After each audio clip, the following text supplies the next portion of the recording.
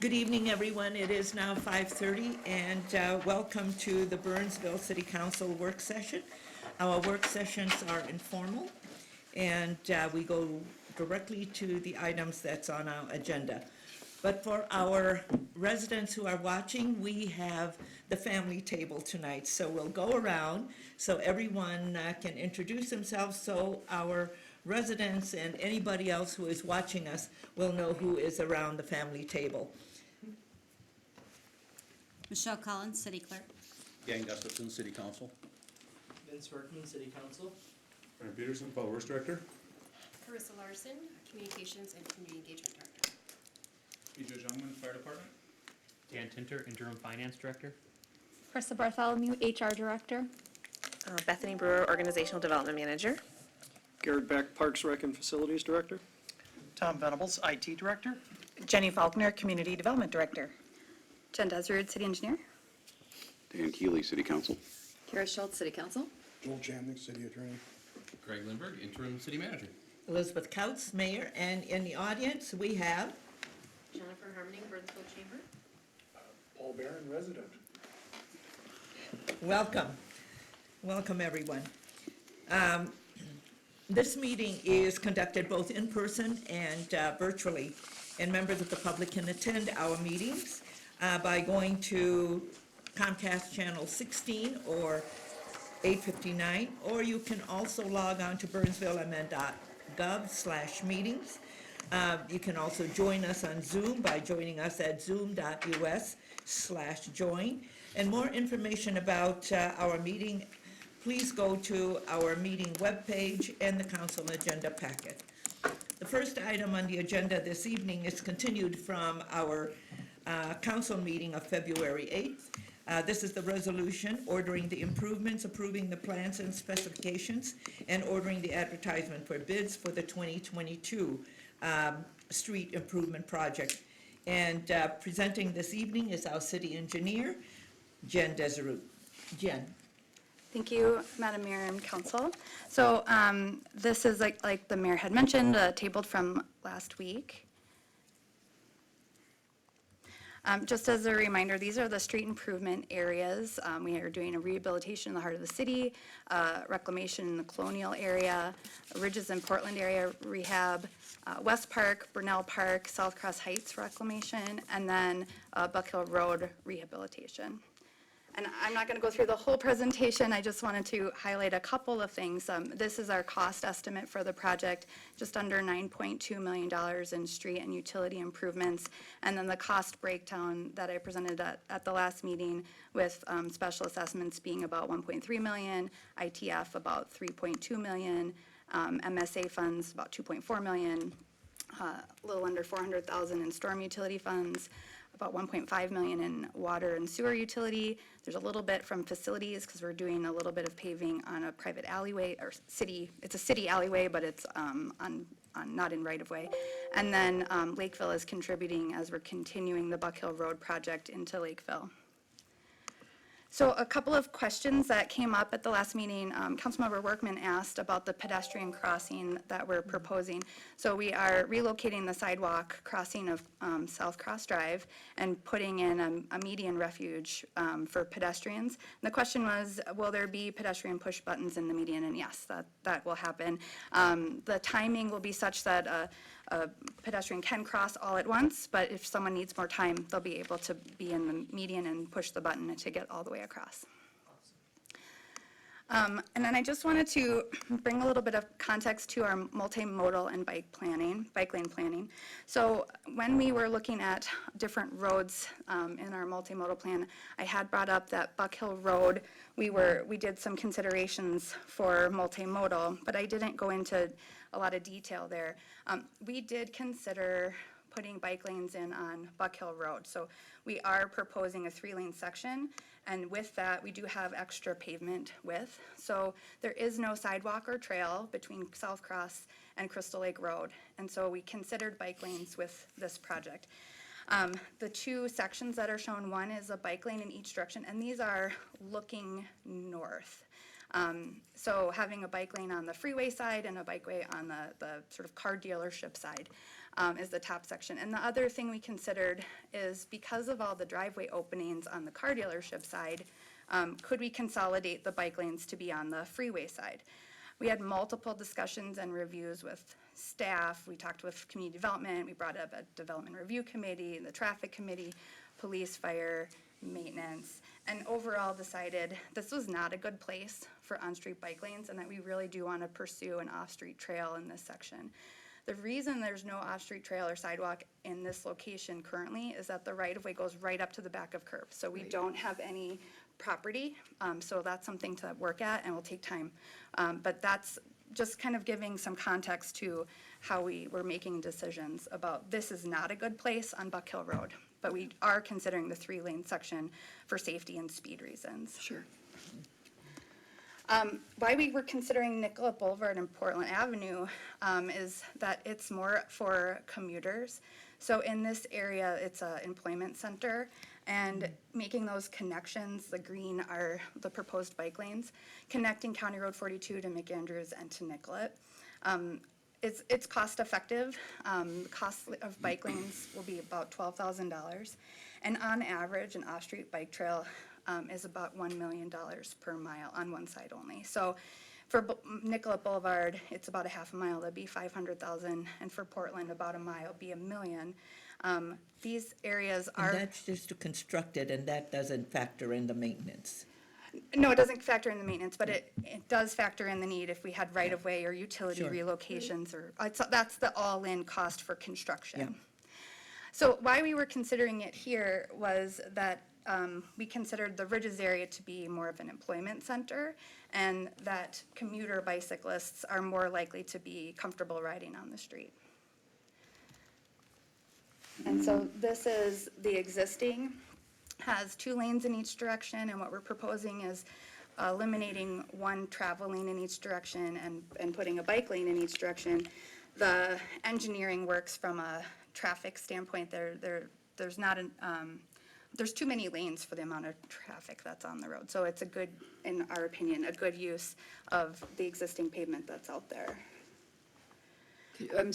Apologies, could you go back? Karen? Yes, I just wanted to look at that for one more second, sorry. Sure.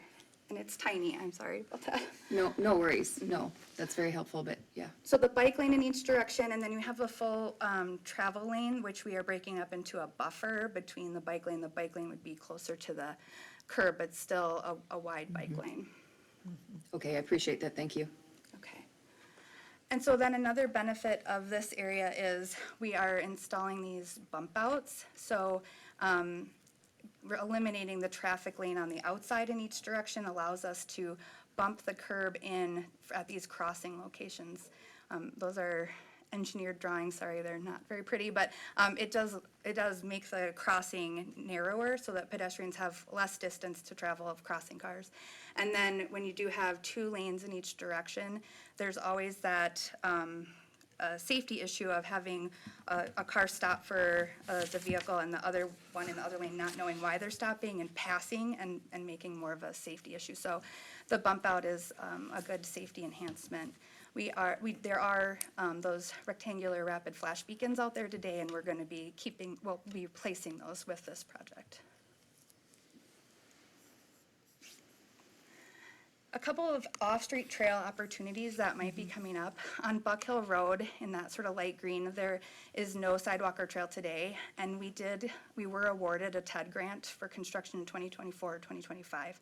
And so we'll be looking for opportunities to sort of add on and maybe even be able to extend the Buck Hill Road Trail all the way down to Crystal Lake Road. So with the TED grant, which is Buck Hill Road project. And then on the Ridges side, there already is a multi-use trail on County Road 42, but working on getting trails on Nicollet and on McAndrews. So those are things that are in our plans, unfunded, but we'll be working towards them in the future. Madam Mayor, Yes. Dan Kay. I just want to point out the other user groups that, when we talk about this $1.5 million and maybe tapping some different funds to be able to put it in, and we use the word bike pretty pretty generically, right? It's bike lane meaning no automobiles, Yeah. but pedestrian. But our enable community, especially those in wheelchairs, Yeah. are really paying attention to this. Yes, they Because are. what we're really doing is building a safe path for them, not just for bikes.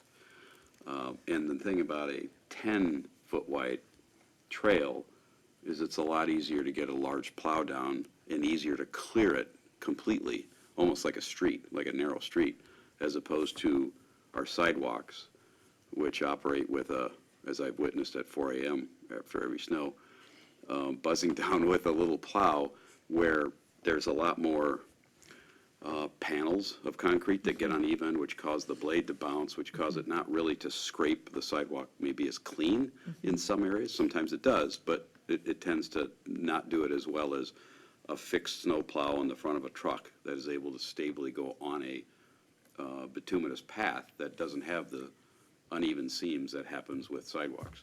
And so it ends up being cleared, I think, better when it's a path. And the width obviously offers opportunities for bicyclists, walkers, and especially our enabled folks in wheelchairs and other devices, walkers, scooters.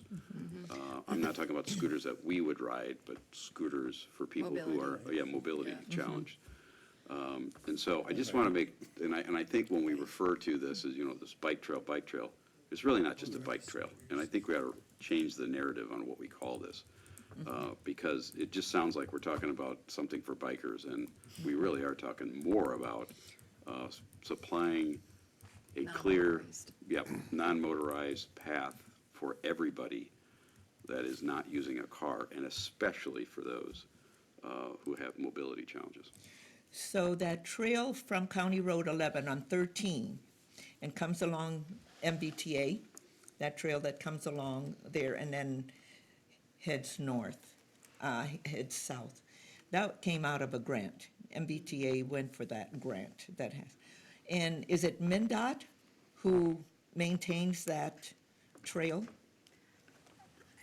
Trail on 13. Yeah, We own it. We got a limited use permit to own that one. So we own it. They could tell us to get it out of there, but they won't. so we maintain it. Yep. Okay. And because that, I also see some folks who are in motorized wheelchairs because they're going to MBTA to catch the bus. And- But we maintain that strip. Yep. Okay, Madam Mayor, yes. I too like the idea of off-street bike lanes. The stripes is the best we can do today for what we have. But we as a council have to make a conscious decision that we're okay with funding something like that. We have to make a conscious and plan for that. We have to make a decision that if there's condemnation involved, that we're willing to do that to make these trails happen. And those are the things I think we have to talk about in some meetings is, are we willing to make that commitment to make those trails the way we want to see them? Yeah. And Right now, we're kind of stuck. And for me, when we're looking at something like that, it's the totality of that. It's not just the trails, it's how we maintain them. And we're a city that has a lot of snow in the wintertime. And how are we going to maintain that for the motorized wheelchair-bound folks? So we have to make sure that we think very thoughtfully about all of that. It's not just building it, it's about maintaining them as well. Yeah, Kara? We would have to maintain it no matter if it was a sidewalk or a trail. Yeah. I mean, that, Well, I mean, right. that we need to maintain it regardless of its width. So every time we talk to residents and, yes, do I like to spend money? No, I don't. Whenever we talk to residents, however, overwhelmingly, they keep saying, this is what they want, and this is what, one of the things that they really appreciate in this city is this system of trails and non-motorized pathways. And so, even when we're having discussions of, look, this is not insignificant cost. Like, of course, we're gonna look for grants and just like the grant we got, but this is not an insignificant cost. People still keep pushing it forward. I do think that this is a safety issue and it is an accessibility issue. And I thankfully only needed to use a scooter for a very short period of time, but using one in cities is extremely eye-opening. On everywhere you really can't get to and how difficult it is. So what I'm hearing tonight is making me happy. I'm hearing these plans going forward as a very coherent direction saying, we do realize that this is the standard we're trying to get to, and we're trying to reach that. And here are some things coming up and how we assessed them and why we're doing it that way. So I very much appreciate the information coming out about some of these trails and how we're, when they're coming up, and other ones that are in consideration and in planning. This helps give us a better idea of this longer-term plan and how these pieces fit together and what you're working on. So I have a great deal of appreciation and thank you. Yes, Councilmember Keeley. Well, I'll echo all of those comments. This is a slightly different presentation than we last saw and it's already heading in the right direction. We talk about the city has no sidewalks for the most part. We're very minimally sidewalked. Yeah. And I think it's not necessarily that we're trying to put a sidewalk in front of every home in every neighborhood. Right. It's these major arterial roads that traverse the city north, south, east, west that are the ones that, have traffic going much faster than 25 or 30 in a neighborhood type of thing. It's a little easier to cruise around your neighborhood on a bike on the street, even if there wasn't a striped bike lane, and feel relatively comfortable, because nobody's going, well, until the pandemic, nobody was going 60 miles an hour through your neighborhood. Now they are. So each time we are looking at this stretch of project, not so much South Cross Heights area neighborhood, but these stretches and around the hospital and others, even reflecting back to Travelers Trail, we put an on-street bike, and we didn't have this discussion that we had last week. Going back a year ago, we had similar types, but it wasn't very specific as what we are now. And I think, well, that has a sidewalk on both sides. And if we really wanted to turn that stretch into a more bike-friendly, we would have left it off the road and taken up one side of the street sidewalk and put a 10-foot wide path on it for the entire stretch. And that would have been a great link up to some other pieces of our trail as we sort of piecemeal the entire city together, because we have to do it one piece at a time because we can't afford to do it all at once. But that's now just sort of the approach. Here on Buck Hill, as you noted, there wasn't any sidewalk, so we didn't have to tear up concrete. We're just acquiring some grassland, easements to be able to put it in. But I think it's the right thing to do, and I applaud the effort. And I don't know how many grants are going to be out there to continue to fund each segment that we do, but this is a big deal around the country, not just in Burnsville. And I remember over the last 15 years talking a lot about creating a city that is more walkable, and we tried to do that with the heart of the city, and we have done it to a great degree, but we also have Nicollet running right through the center of it, which has got a lot of traffic and it travels pretty fast.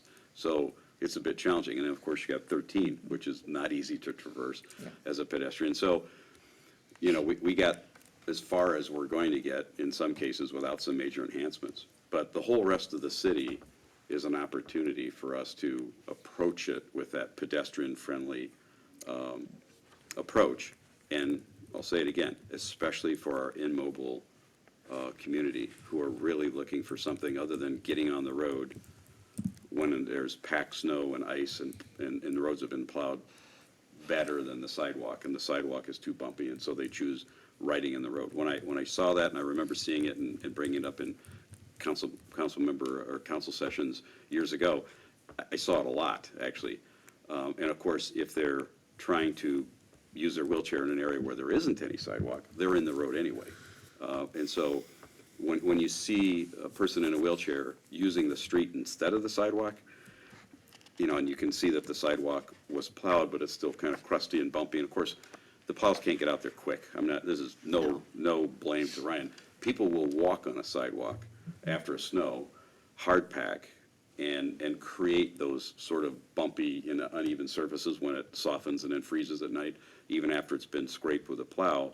And, you know, from what I understand, speaking with a good, long 19-year friend in a wheelchair, you know, when you're like, you know, like this, but you look over 10 feet and there's a nice clear plowed road, smoother ride, even though it's more risky, obviously, it's not as nearly as safe, can be a choice. And what I witnessed a couple weeks ago was that choice was made, where they took the road instead of the sidewalk. So, yeah, the more 10-foot paths we have all around the city, the better off I think we're going to be toward our pedestrian-friendly goal, toward our immobile community, providing a safe, smooth, cleared path for them to get around to. So I keep doing it in this direction, please. Well, in the heart of the city, on the Parkway, and Ryan, I know you didn't like this because it's a wider trail, it's 10 foot, but part of it was brick. So we could walk on the brick, and the bikes and the skateboarders and everybody can be on the smooth side. But you said that was too hard to maintain, the brick side of it. Wait Yeah. for next month with the framework plan, and we can get into some more detail. And you're gonna bring, but we did look at all of those things and having those wide paths, and we brought it right up to City Hall, right on Nicollet, and then took it, I think we only stopped at 134th. We didn't go all the way to McAndrews, did we? We just stopped at 134th, yeah. But, you know, and that again was using some grant funds to do that. And I think we used TIF, Jenny, at the heart of the city to put those 10-foot walking and biking path. So we kind of cobbled some money together to do some of that from the pooling, I believe, until the legislature said, you can't do flowers and pretty bricks and stuff. Sidewalks, yeah, trails. Okay. Is there anything else?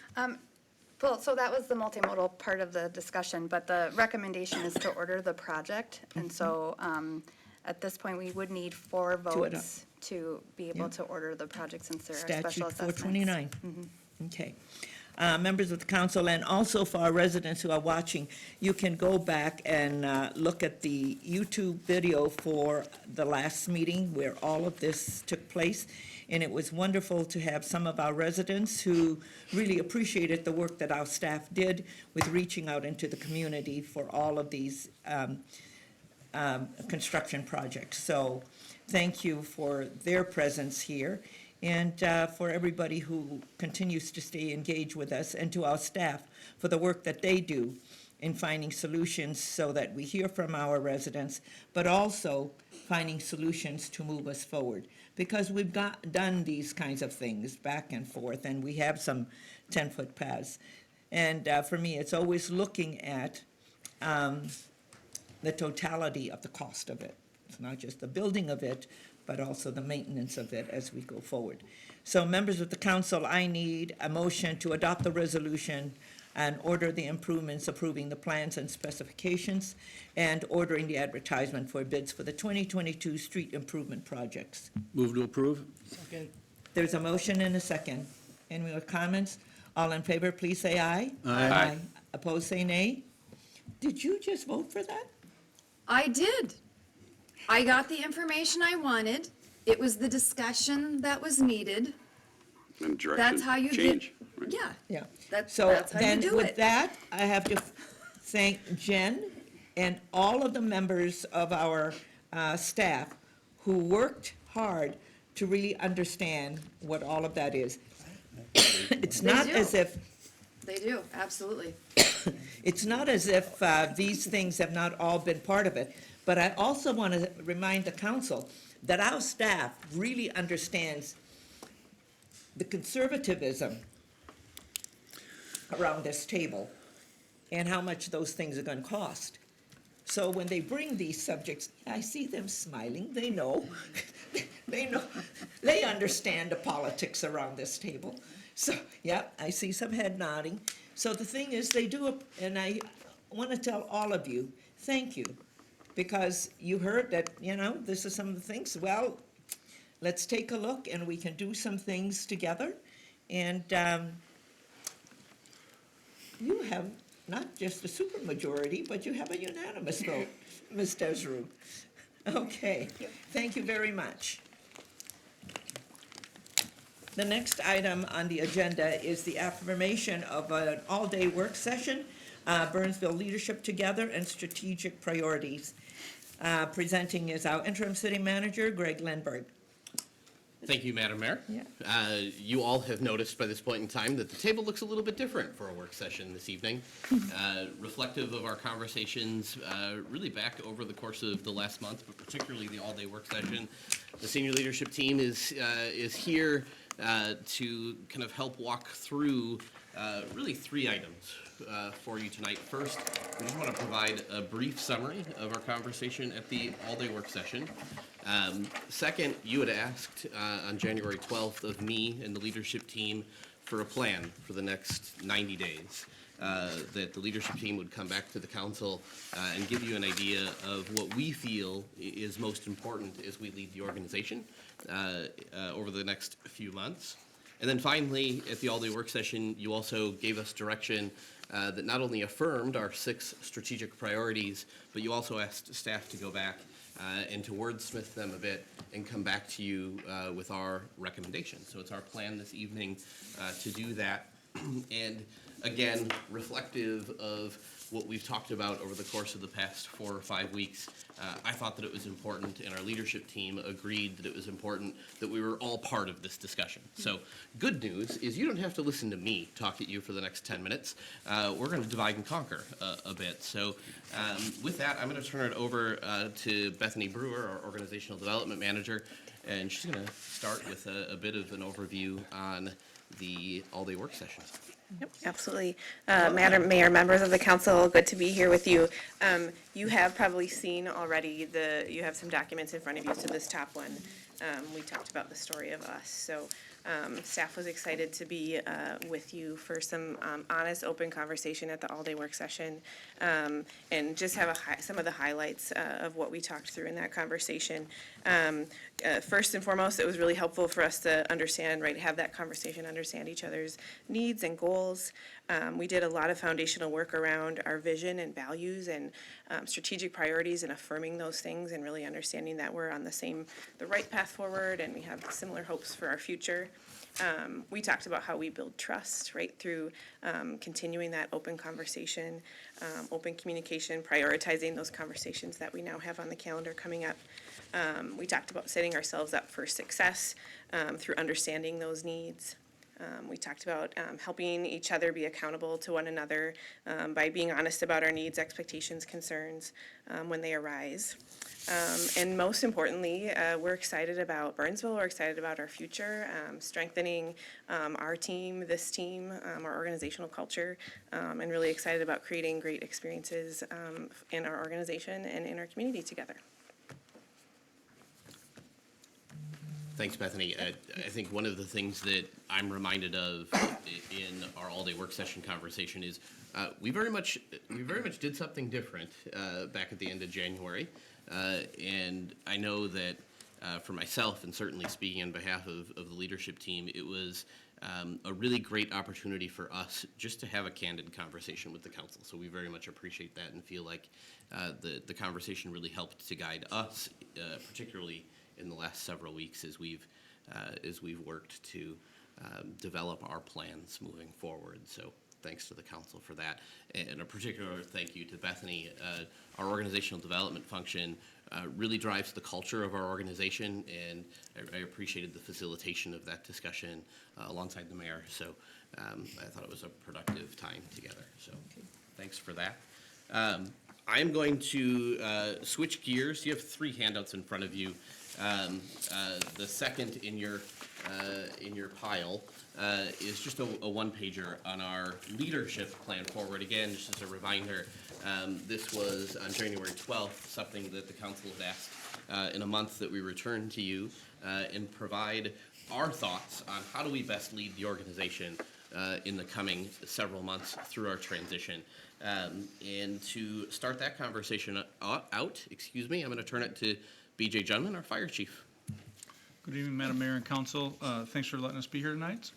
So the first tenet of that really is stability. And the first item you see on there is revise and simplify our strategic priority language for council affirmation, which Carissa will be presenting to you shortly. And the second piece is putting a press pause on new initiatives and prioritize with understanding our resources. As you all know, we've been really running in many directions and really in many staff in overdrive for quite a while for the past number of years. And it's just an opportunity to kind of take a break and focus on what we all love doing and providing great service to the community. Throughout this, we want to continue to serve well, creating great experiences in our organization, which will also lead to great experiences in our community.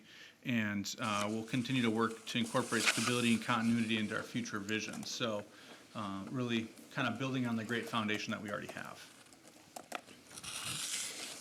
And then the next one, the second tenet, is about communication.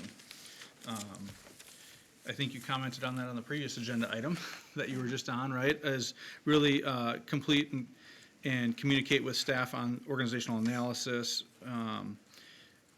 begin and communicate with staff on facility study, and then implement future-focused quarterly strategic meetings with the council and leadership staff. And really, this is about building trust, right? The more we communicate, we talked about how great it was to spend the day with you and really not have much of an agenda, just to have open, candid conversation. I think everybody went into that not knowing how the end of the day was going to turn out, and I think it was very productive. So having those open, honest conversations and having them regularly will be helpful.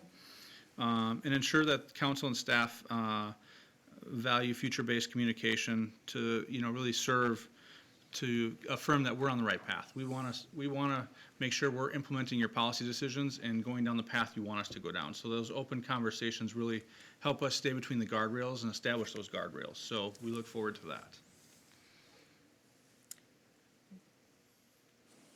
And the next piece is culture. And really, what we're looking to do here is really focus on reinforcing our commitment to staff, all of the employees, that their workplace is important, well-being is important, and that their work is meaningful. So really putting that back into perspective and continuing our commitment to them to work towards those things. And along with that, just trying to really focus on what are simple solutions to make sure our employees are feeling like they're heard and they're valued. So when we talk about organizational development and culture, this is really what we're talking about. Our commitment to our employees, how we can best support them, make sure they feel heard and valued within our organization.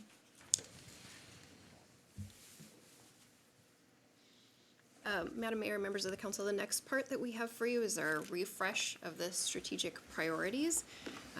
At the all-day work session, council and staff agreed to take a new look at the strategic priorities to think about them a little bit more as lenses through which we see and view our work, and how can we ensure that we're keeping them in mind as we work through kind of our everyday projects.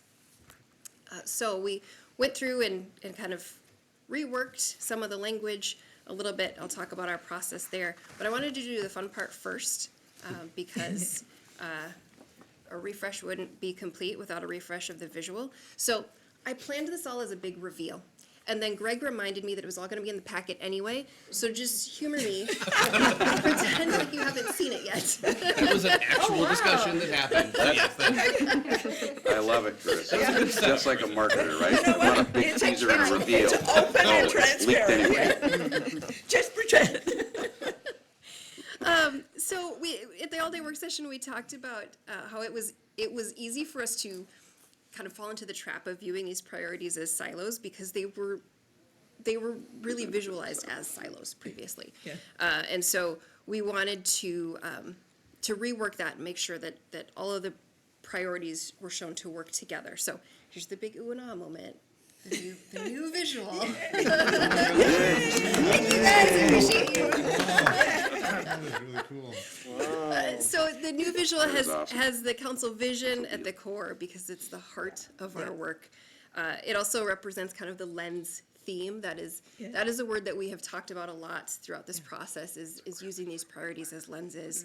And it finally illustrates the connectedness, that these all work together, much like how we all work together to achieve them in order to fulfill that vision in the middle.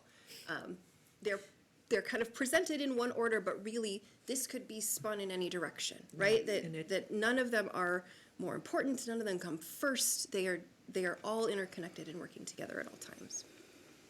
And Ryan, it's infrastructure. It's not just transportation. Yeah, I know. It's new. So that's a good segue. We wanted to make sure that the titles were not specific to departments as much as possible. So you'll notice that some of the titles were reworked so that there wasn't an ownership for any one specific department. That we all felt like every department could be represented within each of these priorities. Yeah. And then each commitment statement got a little bit of a refresh as well. A little bit simpler, a little broader, again, so that staff could look at each commitment statement and feel like their work may be represented in any area, not just in one particular kind of traditional area.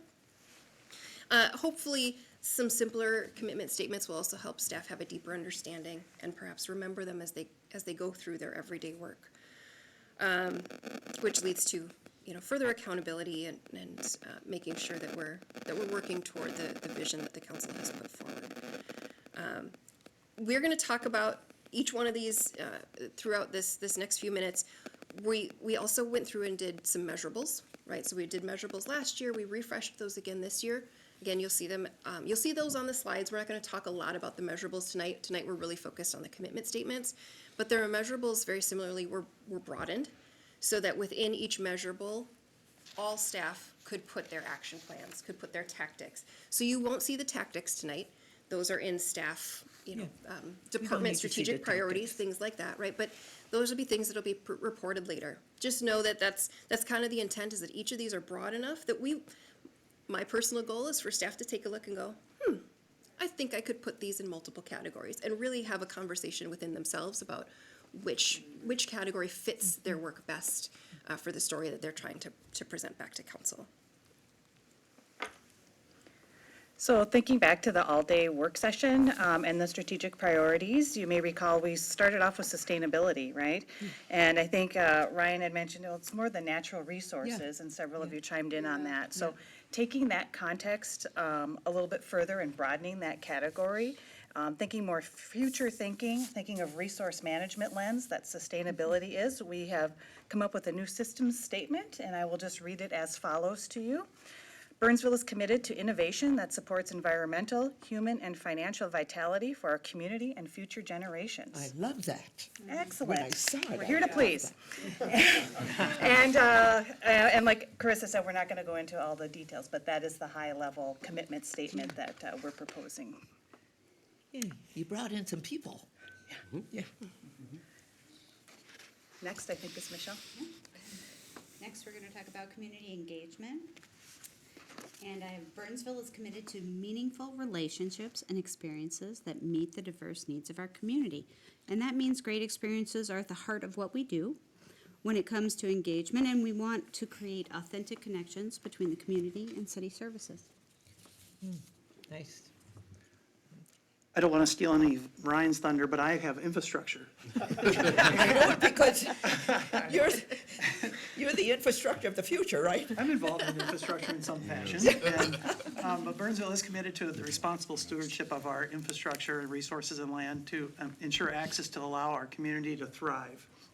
And we're going to do this through accountability to the community in all aspects of our infrastructure, whether it's looking at multimodal research and activities and information like earlier tonight, or studying our parks framework, or advancing technology here at City Hall and other areas. All right. Community vibrancy, this one used to be community development, and as we stated before, we're trying to get rid of having it as the name of a department at the city, and I think we chose some good words here.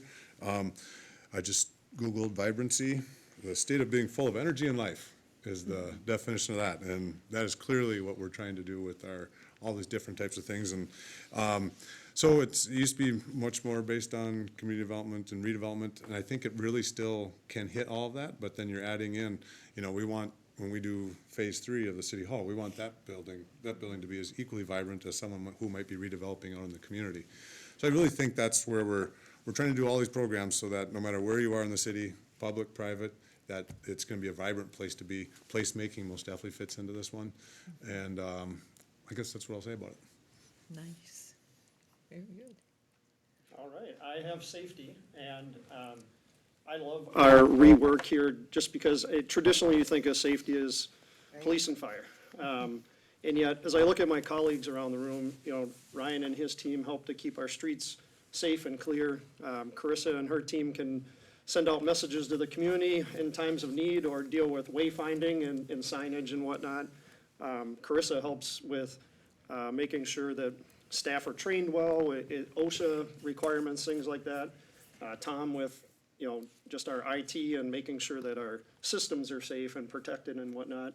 Obviously, Jen is involved in looking at permits, making sure things are safe out in the community and whatnot. And then Parks and Rec, whether it's putting together programs or the infrastructure piece of playgrounds and things like that, we're taking lots of, or trails even today that we discussed, right? How do we make them safe? So there's the proactive safety piece that we're all involved in, and hopefully the more that we do that and are able to do it well, then the less responsive safety is necessary. I mean, we're not going to eliminate all of it, but that goes into everything that we do, so.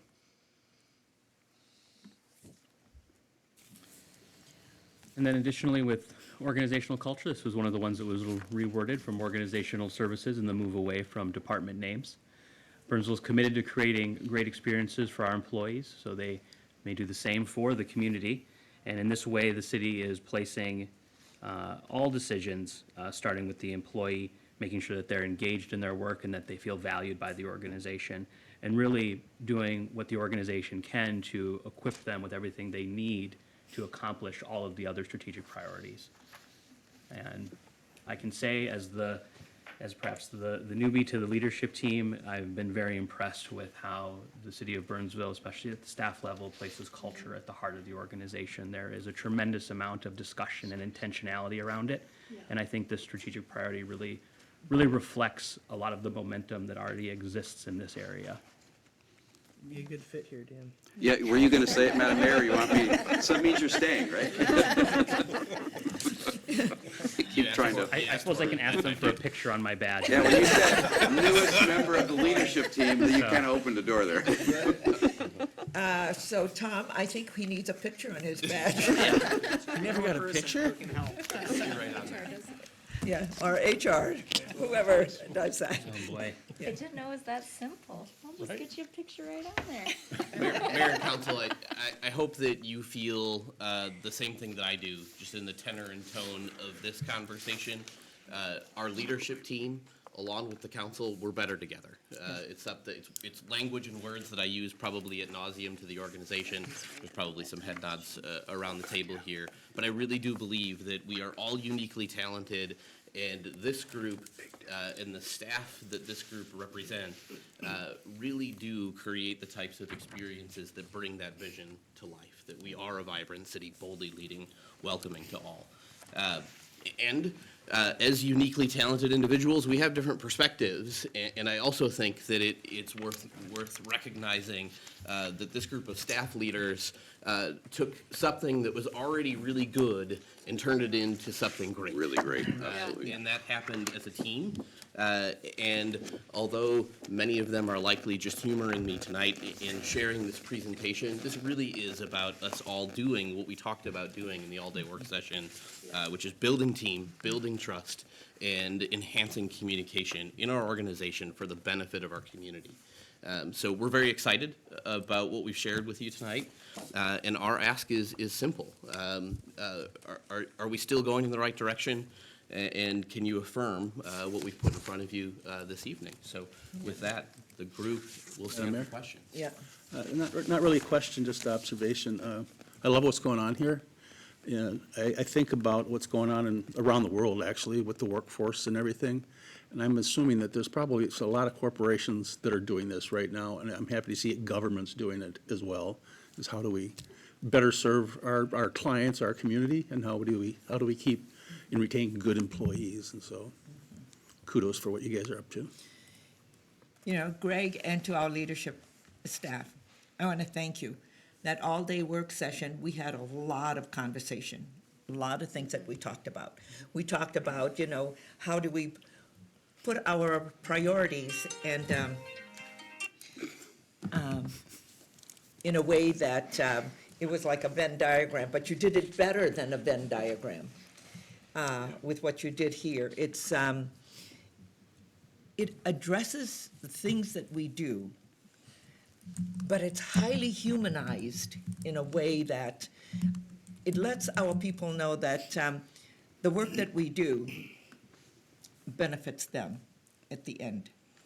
So, Garrett, to your remarks about safety, it's everybody's job. If I've heard that from Tanya once, twice, and even Eric, you know, safety is everybody's job. And tonight, you took what we talked about and you just took it up 10 times more over what we, at least from my perspective. So you've exceeded expectations, my expectations, and I thank you for all of that. And just having all of you around the table is really exciting because now we all understand what we're talking about. I think you took what we had talked about and says, maybe you should do something with the words, because words matter. And the words that you put into this strategic priorities and renaming them is wonderful. So thank you so much. Hey, you're a AAA team, is the way I look at it, and you've done an excellent job. Yes. Well, Okay. I will gladly, with a big smile on my face, affirm what you've done. And you did it in record time. We just met a little while ago. Yeah. And you've given these materials, our mission, our vision, just a lot of work in a very short amount of time, which we're not surprised. You do that a lot. But I also would highlight something Councilmember Schultz and I were just talking about is, and it's encapsulated in the words that you said when I walked in, Madam Mayor, when you said the entire family's at the table now, Yeah. right? The tone and tenor, the energy in this room, like the relaxed, the lack of tension, the contribution by everybody, right, departmental, is outstanding. Yeah. I mean, I think this is Yeah.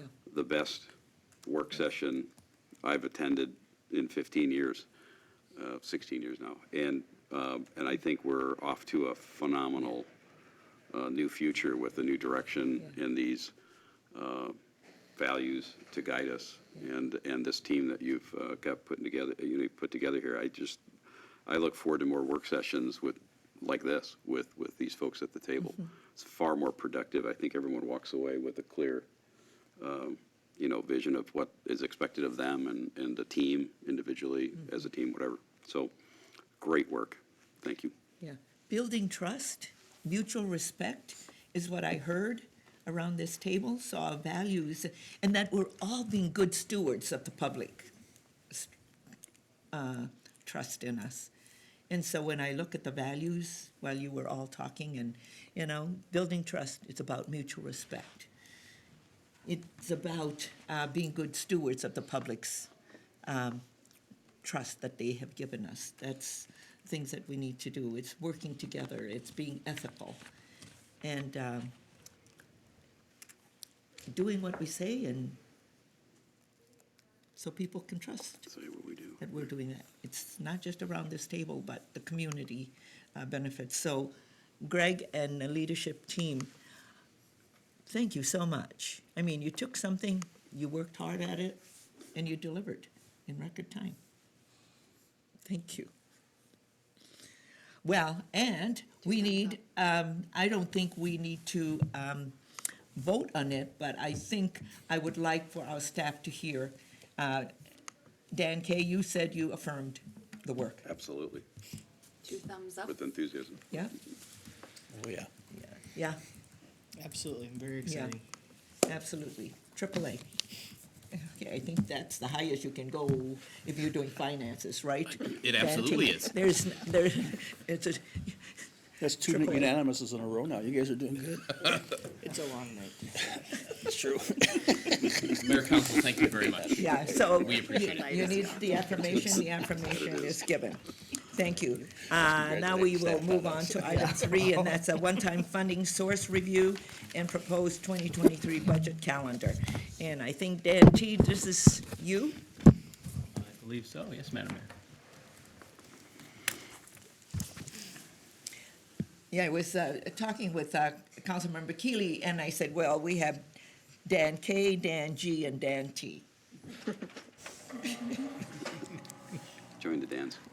We're a good group. It's the Dans. You know it's a good team when you had a few Dans floating around. Right. Fact.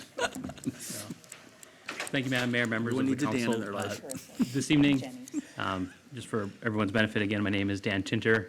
I am the interim, I suppose, emphasis on interim finance director. I didn't hear that. We gotta acknowledge that. What did he say?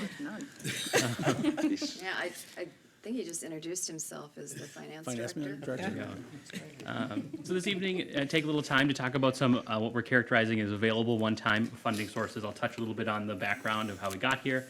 And then, as mentioned in the agenda item for the evening, we're going to talk specifically about 3 one-time funding sources. And then as a follow-up to the all-day work session and a continuance of the conversation that we've begun this evening, we'll also talk about the proposed 2023 budget calendar, which incorporates some of the comments that staff had heard during that conversation. So just by way of reminder, staff compiled these one-time funding sources. It was an item that was originally planned for the all-day work session, and because of the late-breaking audible with that meeting, it was held over to this work session this evening. The information was prepared in advance and provided to the council, I think, a couple weeks before it would normally be included, primarily because it was already prepared in anticipation for the all-day work session. A few things to keep in mind: it does not address all of the funds that the city may have available for general purposes. By way of reminder, the general fund balance is available for all proposed public purposes, and in fact, even your capital project funds could be repurposed for any general purposes. So those are not included in this analysis. It was limited in scope to the 3. The thing I would also mention is it does precede the review of the pending financial management plan, and we'll talk a little bit during the budget calendar about when that will happen. And then, as I mentioned, we will include the revised budget development calendar discussion. So beginning with the one-time funding sources, and there is a box grid that was included in the council's agenda packet that does have more information than what is included on the slides. But just by way of reminder, the city has just over $2 million remaining in what are called local fiscal recovery funds, and those are appropriated by the American Rescue Plan Act. The federal government, through the Department of the Treasury, recently promulgated what is known as the final rule, which replaces something cleverly named the interim final rule, and that will be effective on April 1st. And there are any number of regulations in that rule. I think, as I indicated to the council in an email, it is more than 400 pages long, so we can certainly have a longer discussion about it if needed. But there are 4 areas that are assigned for general use of these funds: replacement of lost public sector revenues. The final rule does allow for a 10 million standard allowance for any organization up to the amount of the appropriation received through the act. Responding to impacts of the public health emergency, and these can be related directly to public health or economic impacts. Providing premium pay, and the slide is phrased as for certain workers, but under the final rule, it's actually would be applicable to any worker at the city of Burnsville. They did include all kind of local government workers. And then investing in water, sewer, and broadband infrastructure. This was also mentioned in the interim final rule. The final rule has essentially expanded the allowable uses under each of the areas for infrastructure purposes. So as the council is aware, as a part of the 2022 budget process, there were allocations already made for $2 million annually between 2022 and 2024 through revenue loss calculations that were performed last year. So that essentially speaks to 6 of the 8 million, and now we're having the discussion about the remaining 2 million. As mentioned in the attached document for the council, staff is recommending that the council claim the $10 million standard allowance that would relieve the city of additional audit, compliance, and reporting requirements. It would also allow the funds to be used for any service that's typically provided by a government agency, meaning that it would allow the funds to be used much more broadly and flexibly across the organization. Also included in the staff's recommendation is to support costs related to planned capital improvements and the pending recommendations of the financial management plan. We are planning on March 8th of having a longer conversation with the council about what's included in that plan, and that will describe some challenging situations that exist in a number of funds, like the general fund, the facilities fund, the IT capital projects fund, the parks fund, and equipment and vehicle funds, among others. So in advance of those conversations, we are recommending really at this point that the council be in a holding pattern about the use of this $2 million, so they can have the you can have the opportunity to discuss some of those challenges as part of the 2023 budget process. Moving into the second source, TIF District number 2. At this point in time, for the end of the last fiscal year that was reported, 12/31/2020, we're auditing 2021 right now, there is just under $1 million available. I would also mention that the city does have about $7,600 in interest income that is also accrued to this fund annually. It is a what is called a pre-1990 TIF district, but more specifically an 82 to 90 TIF district, meaning that the laws in effect at that time allowed for so-called unlimited pooling. Yeah. Pooling is essentially the use of funds outside of the district in which the funds were created. So the city has relatively broad discretion about how these funds are used.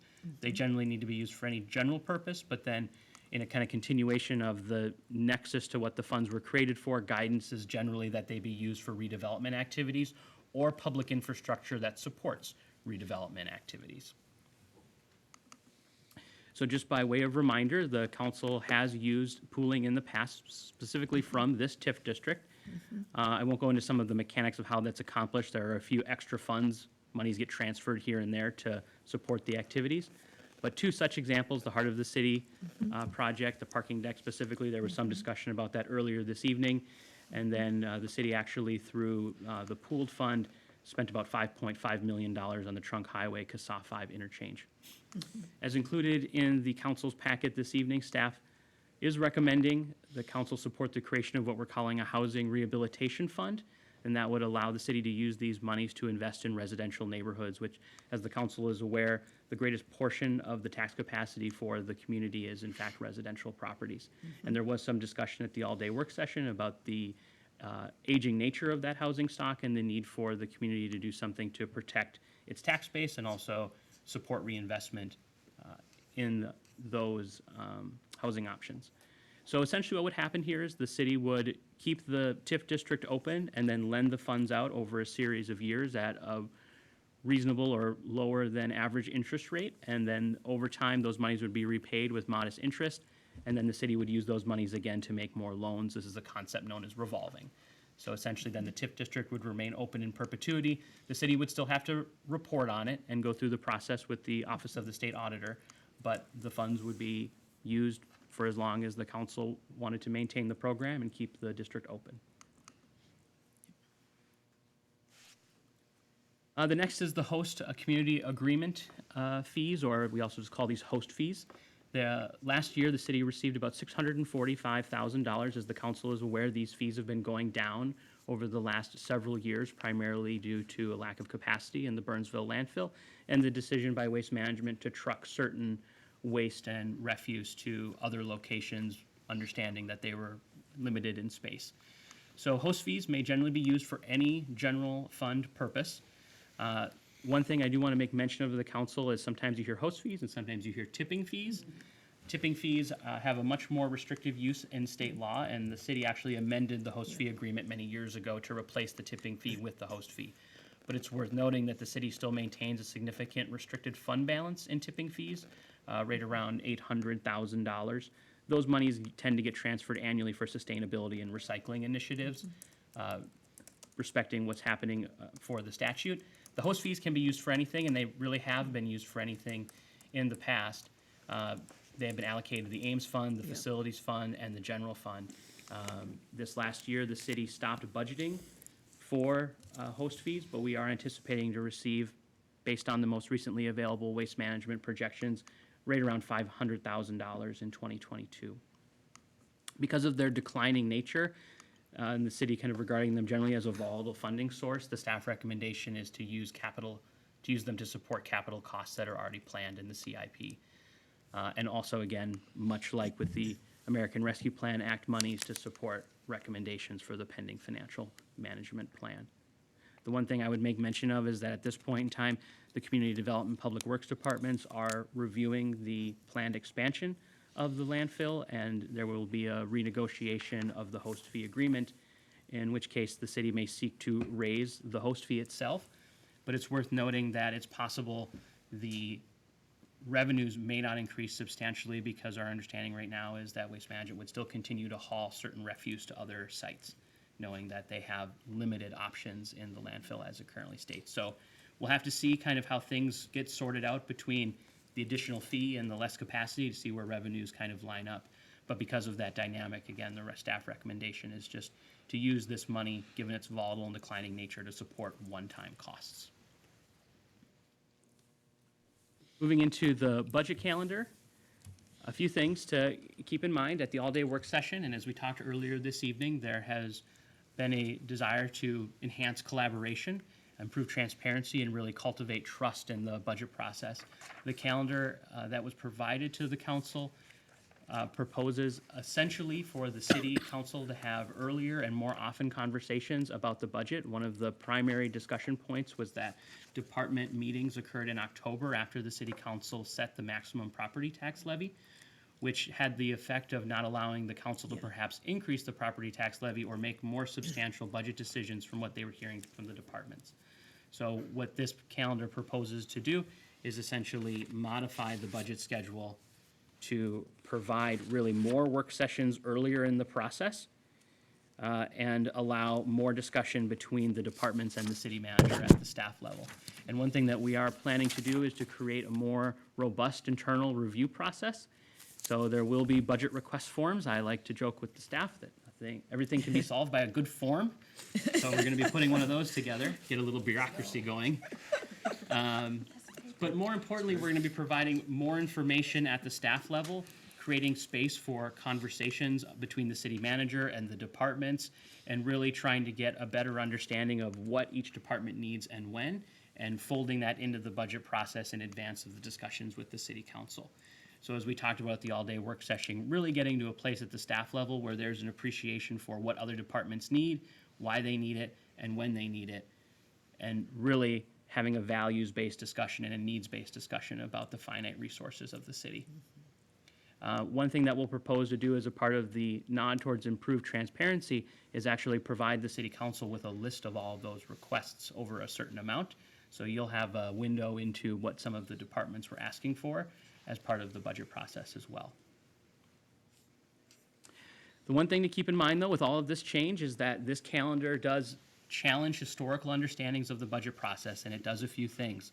One, it compresses many of the internal budget development timelines.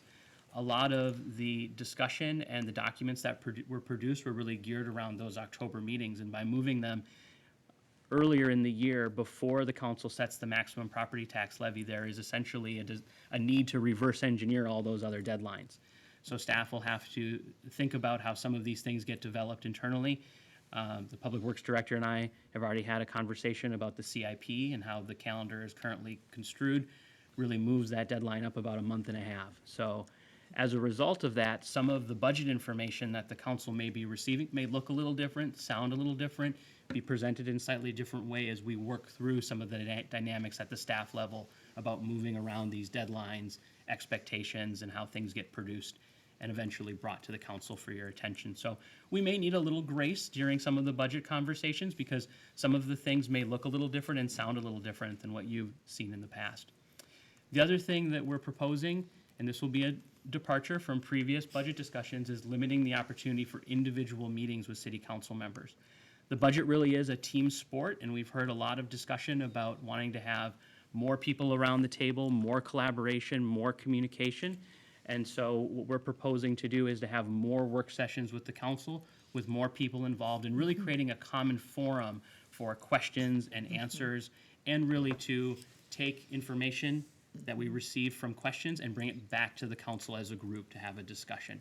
It's not to say that there may not be individual meetings. As you know, the city manager has one-on-one discussions, and if there is need, much like we have done already, I know the Public Works Director already attended some one-on-one meetings to bring the Finance Director in or other folks to talk about specific budget areas, but we are not gearing in this new budget process kind of having those higher production individual meetings with city council members. So just know that we're swapping some things out, but again, it's all geared toward that concept of team and really refocusing the budget process around having all the family at the table, so to speak. But the one thing I would stress in all of this is this calendar has changed. It will likely continue to change, and one thing that we're committed to is really continuous improvement in the budget process. So there is an opportunity for this to evolve under the kind of auspices of having honest and forthright conversations. If there's something that you don't like in how we're presenting things, we're eager to know about it and make some of those changes to make sure that the budget process is as effective for all of the stakeholders involved. And that word was used very purposefully to make sure that it works well for the council, it works well for the staff, and it works well for the community. So this is an excerpt of the budget calendar. I won't go through all of the dates in great detail, but these are all of the times where we would propose to either present or have discussion with the city council. It is a greater number that has happened in years past, but really in the first phase, those meetings would be around planning and having discussions and goal setting about the budget.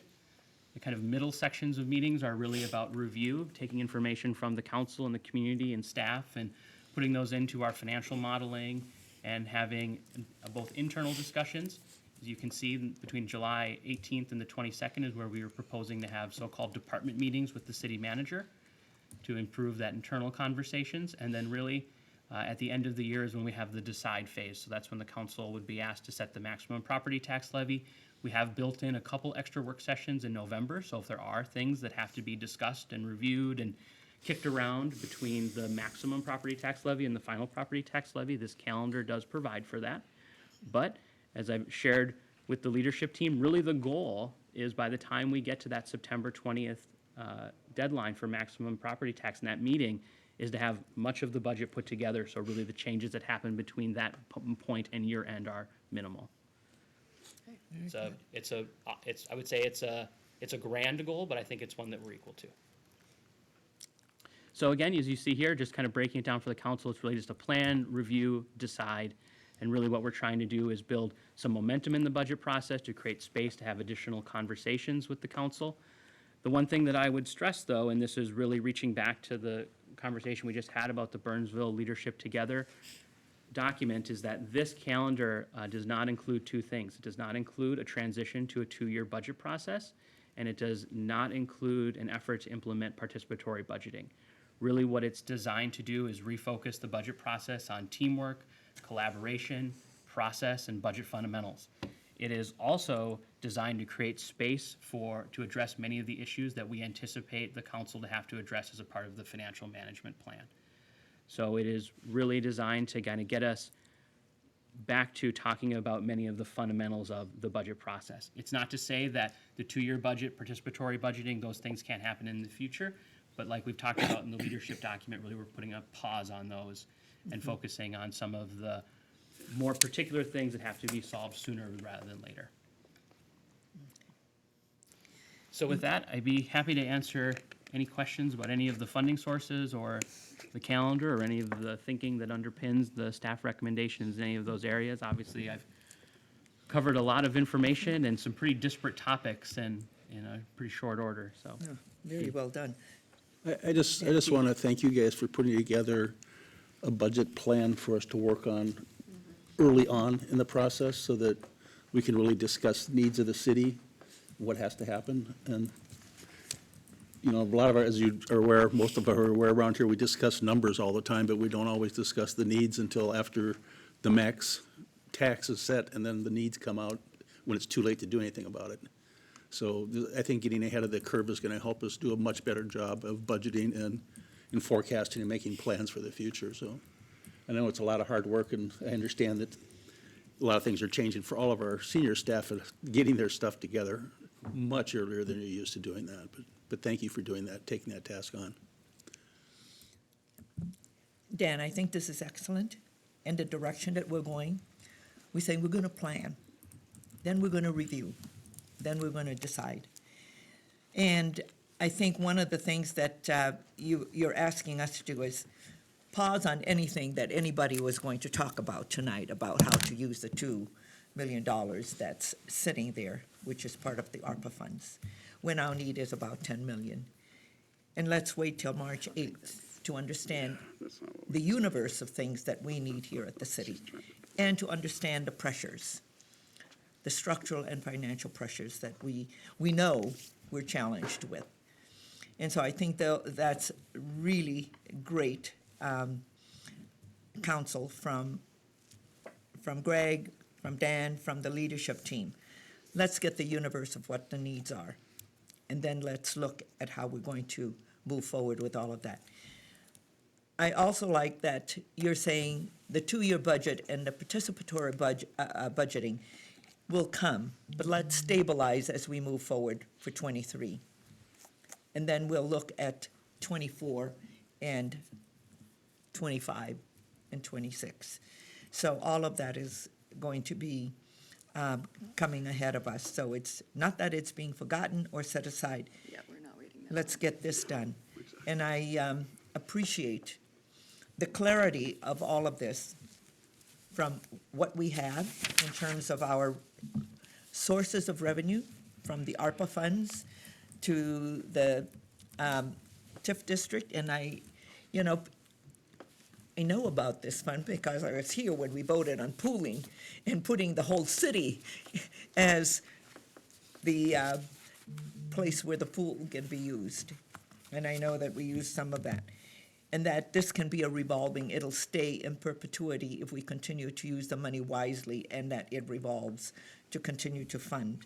So I like the direction of some of the, and this is the first time, I believe, that the clarity of how we can use the pooling TIF funds in a way that it can continue to be used in perpetuity and having it a revolving funder, but it's still under the state statute that it was created. So I think that's great, because the host fee, I think we're going to have really tough discussions. If the county can get a higher host fee from Waste Management when we're the host community, and we don't have it, I think we should have that kind of discussion also moving forward with regard to that. But what you presented, I think, is the right direction for us to go, and I thank you for that. Yep. Dan, Well, I'll just make one objection to your comment that we don't need to talk about anything tonight. I think we came prepared to talk about and present some ideas, because this is the work session that we had scheduled to talk about the $2 million in ARPA money, and we came prepared to do so. So I'm not in agreement that we're going to kick it down the road till next month before we get a chance to at least share ideas and have a discussion. I think a final decision needs to wait, just as Dan pointed out, but I don't think that we stop doing what we had planned on doing tonight because of what was presented. no, I think we can put that, the whole universe of when that decision would be made on all of that is to do it in March 8th, after we understand the implications of all of that. Yes, but I think in the interest of collaboration and actually sharing what we had been talking about going back to a year ago, almost about 9 months ago, We've been waiting a very long time to have a conversation and make a case for what we believe, some of us believe this money should be used for. And I know that we have invited the chamber to speak, and I think we need to hear from the chamber in the ideas that they have. I have some comments I would like to make, and I have a feeling there's others that would like to too. So again, I don't think we are tabling what we came here to talk about just because of the presentation that staff has given so far. So That's what I'm saying. you have an idea that you want to present. I just want everybody It's the same who's idea listening- that caused the 2 million to be carved out. We used for 6 million the of our CARES 8 million. funds, so that everybody understands. ARPA, For the right. CARES funds, not the Nope. ARPA funds. ARPA funds, a year ago, we decided to use a portion of it to lower our levy over multiple years. So we used 75% of it to the benefit of the city taxpayers. And we held back 25% under the idea, and it's in the minutes, that we would have a discussion about a small business grant to help our struggling businesses with a circuit breaker grant. And that's why that 2 million did not get spent on further reducing the levy, or for anything else at the time. So that discussion was going to be had in the fall. It got pushed. It was going to happen later in the winter. It got pushed. It was going to happen at the all-day work session. It got pushed to today. Today, we want to have that discussion. I don't want to push it another month. Now, we can have this discussion again, I think, next month, but there's no reason why we can't share our thoughts tonight. Okay, you want to, okay, go ahead and share Madam your Mayor? thought. Yeah, I want to add on to that. I agree, the chamber is ready to talk about it. They're an organization that represents business, and they're going to lobby on behalf of business, and they should be able to come in here and do that. And we can listen to it. Yeah. That's going to be one of the considerations that we're going to take in place after we get all the other information about what are the needs of the entire city, because that's a big part of it as well. And so I don't believe we kept 2 million out just to give to business. yeah. That was the discussion that we had, that the Sure we reason did. we I'm carved sure the 2 that we million out. didn't Yeah. I designate know 2 you million was did, going to no, business. I get you didn't agree with it, Yes, but that's what the majority of this council decided I to do. understand, Well- understand. I listened, but I also knew that there are pressures that we have to face, and there were lost revenues that we're challenged with, and as we move forward. So I listened to what you had to say, but at the time, we don't have all of the information with regards to the implications. So tonight, you want to talk about grants, more grants, when under the CARES Act, we are the only city who gave out more money for our grants to our businesses. And we also gave it to the chamber and to the hospital and to 360 and to Experience Burnsville. So we gave out a lot of money. And I listened, but at the same time, our people, our residents, are also in need, and our neighborhoods are in need. So, but for me, it's where's all of the information that we need to take a look at? And so, when you want to carve out $2 million and say we're going to give it to business, then I'm wondering if that $2 million, would you be willing to then, and would the chamber also be willing, to support a levy to cover the back, to cover what is lost that we need with that 2 million? Well, I think we have to identify that. Let's just talk high level. We received 8 million. We used 6 million to help the city. We put 6 million into the city's budget, 75% of that. We also have $1 million in tax increment financing that could be put into the city. An additional $645,000 in host fees, which can be put into the city. All total, that's $9.7 million.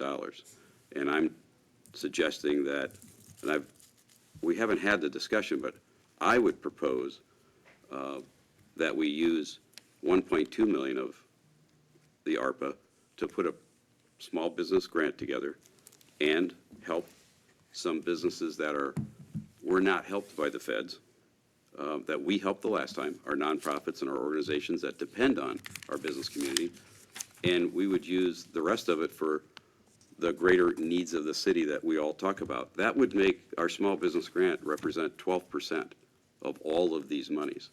I don't think taking 12% of these millions of dollars to offer a circuit breaker program that can help our businesses who are still suffering, and that includes some restaurants that got hurt by the Delta and the Omicron variant for the last 3 to 4 months. I don't think asking 12% when we're putting 88% into the city for the general good of the city is too much to ask. I certainly don't think that that is a sizable amount. We're spending 88% of all of these monies on helping the city, housing, infrastructure, whatever we decide. I'm all for that. I think there's something, I'd love to take some of this money and put it into our housing, what'd you call it, Jenny? Rehab loan. The housing rehab loan Yeah. program, because we're putting a little money into it, but we're not putting a lot because we didn't have a lot. No, This we is an don't, and we're opportunity that using we can TIF. infuse some in it, right?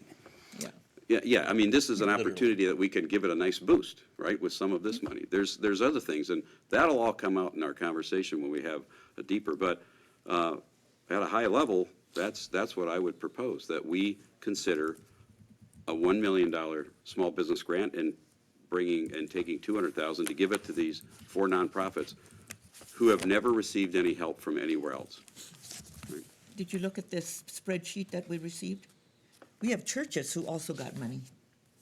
Lots of churches. Did you I'm speaking of the Chamber, the CVB, 360s Community, and the YMCA. The YMCA, you all know probably that they depend highly on memberships, and just like gyms, their memberships have been off 60%. They are hurting, and the government's not providing a program to help the YMCA. There's a lot of examples of businesses that have not received a bailout like restaurants did, but only 38% of the restaurants did get a revenue bailout. The other 62%, they didn't have enough money. And so Congresswoman Craig is still advocating, trying to get Congress to refill that fund to help the other 62%. We know the shuttered venues got some help. Gymnasiums didn't. They are still struggling. People, because of the constant variance all of last year, these gymnasiums and the YMCA, they haven't seen any kind of recovery yet. They're still feeling the pain as if it was in 2020. And so I'm saying, let's do something for them. Let's boldly lead, just like we did in 2020 when we went to 20,000. And we said it was okay for at-home businesses to have access to this and eligible. And we said if you had more than 100 employees, that didn't matter. If you were hurting from the pandemic and your business was located in Burnsville, you should be able to apply for this grant. And we ended up changing a lot of other cities' eligibility requirements because of what we boldly did and led. And I have a feeling that that's possibly an outcome of this discussion. If we do something and are able to help our businesses survive for another 6 months or a year to hopefully finally get past this pandemic, I think we're going to find other cities are going to pay a little more attention to what we're doing. Because there are stories that are coming out a lot today that actually promoted why Congress just 2 weeks ago started saying, maybe we need to consider another CARES round of funding. Our businesses are being hurt as if it was the pandemic has not recovered at all. There were many congressmen and senators going on record saying, we need to talk about another CARES round, right? So now what the Congresswoman is saying, our Congresswoman Angie Craig, is, Dan, the feds gave you and the county and the state millions of dollars through ARPA, CARES 1, 2, 3, and 4. And what she's saying is, I may not be able to win another round of CARES Act funding, but that's why we gave you all this money, to reach out into your community and help support the people who are still impacted by the pandemic. And my case is, I've spoken to 25, 30 businesses over the last 9 months, and I've heard everything from, I'm seeing a rebound, to I'm starting, but I'm not doing that well, to, I haven't seen a rebound yet. In fact, my business continues to suffer worse. Now, I will say, our mall is part of that group. That's a segment of some of the people I've talked to. They're being hurt by not only the pandemic, but also the mall's significant amount of vacant space, right? And so there's a lot of businesses inside that mall that live off of the foot traffic that the mall draws, and that foot traffic just continues to decrease as more and more stores close. And so was the mall's acceleration of their decline and loss of tenants as a result of the pandemic? Absolutely. Was it already started to happen before the pandemic hit? Absolutely.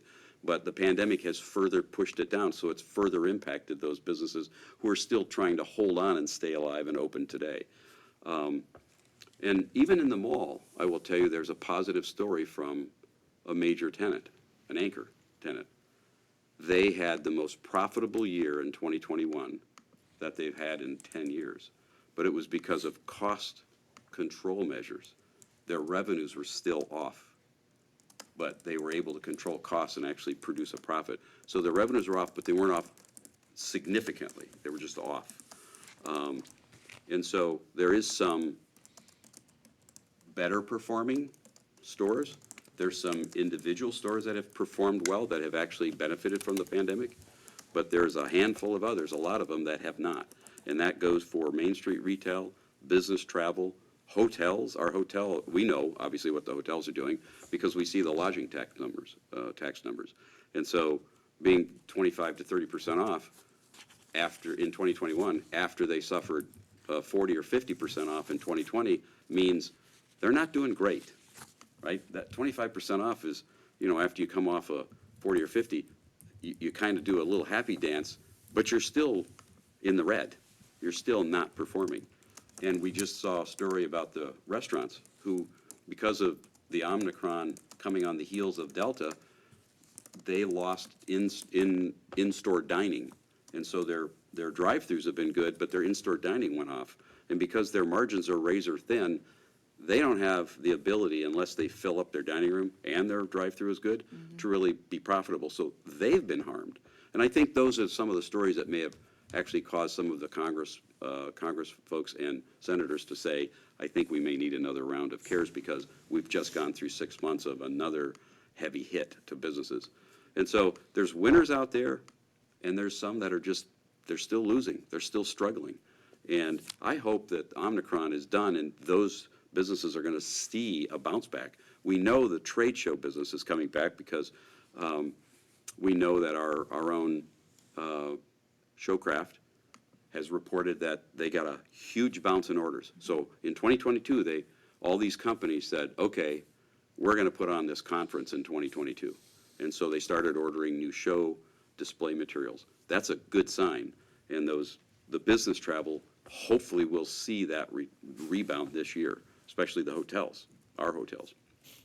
But when is it going to happen, and how long do stores have to hang on with massive losses for nearly 2 straight years without much help? And some got help from the feds, some didn't. So we're really the conduit to take those federal funds and offer up grants and be able to help these folks. I believe our county is also a conduit for helping these small businesses, but they haven't decided yet. They're talking about it, and our county commissioner said they may do something, but they haven't decided what to do yet and how much. And so this discussion is an interesting one because I think over the last several months, a lot of us have seen a lot of news stories that make you feel like things are getting better, right? But when you peel back the covers and you start looking at individual industries, it's a very different story. There are definitely winners. Not the ones that were always winning, like Target and Walmart and hardware stores and grocery stores, right? Right? Chick-fil-A has Chick-fil-A wonderful in 2020 the biggest year, and 21. right, they've set new records the last 2 years, right? So some drive-through fast food has done exceptionally well, but sit-down restaurants that didn't have a drive-through, they've been hammered, and they got hammered again through Delta and Omicron. And Main Street retail, business travel, they haven't seen much. I mean, when you're a hotel and you're saying I'm 25% down on the heels of 40% down, you're still funding massive losses, and it's a struggle. So we're not going to cure the problem, but we're part of the solution. We're a piece of it. And what we do will make a dramatic difference in all of these businesses in helping them get another 3, 4, 6 months and hopefully get past the end of what is really an endemic now. I think we have all maybe decided, and you're starting to hear more news reports saying we really have to accept that the pandemic is over and we're involved in an endemic, and it's like the influenza virus and the rhinoviruses. It's just going to be a seasonal thing that has its impact. So I think this 1.2 million ask is a fair compromise. I'm not suggesting that we use the whole 2 million. I think there's other needs that we should use some of it for. And I'm hoping that it is able to help everybody that needs help. But with that, I think I would like to offer the floor, if you don't mind, Madam Mayor, to Jennifer Harmoning from the Chamber to bring her thoughts and ideas to the table. Jennifer?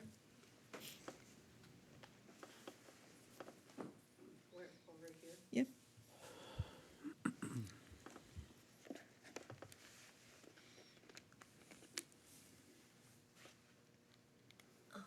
Good evening, Madam Mayor and Council and everybody. Thanks for the invitation to be a part of the conversation, and I just want to be clear, that's my only role here. Yes, there are times that as the Chamber, we come here and advocate strongly for a position or for an issue.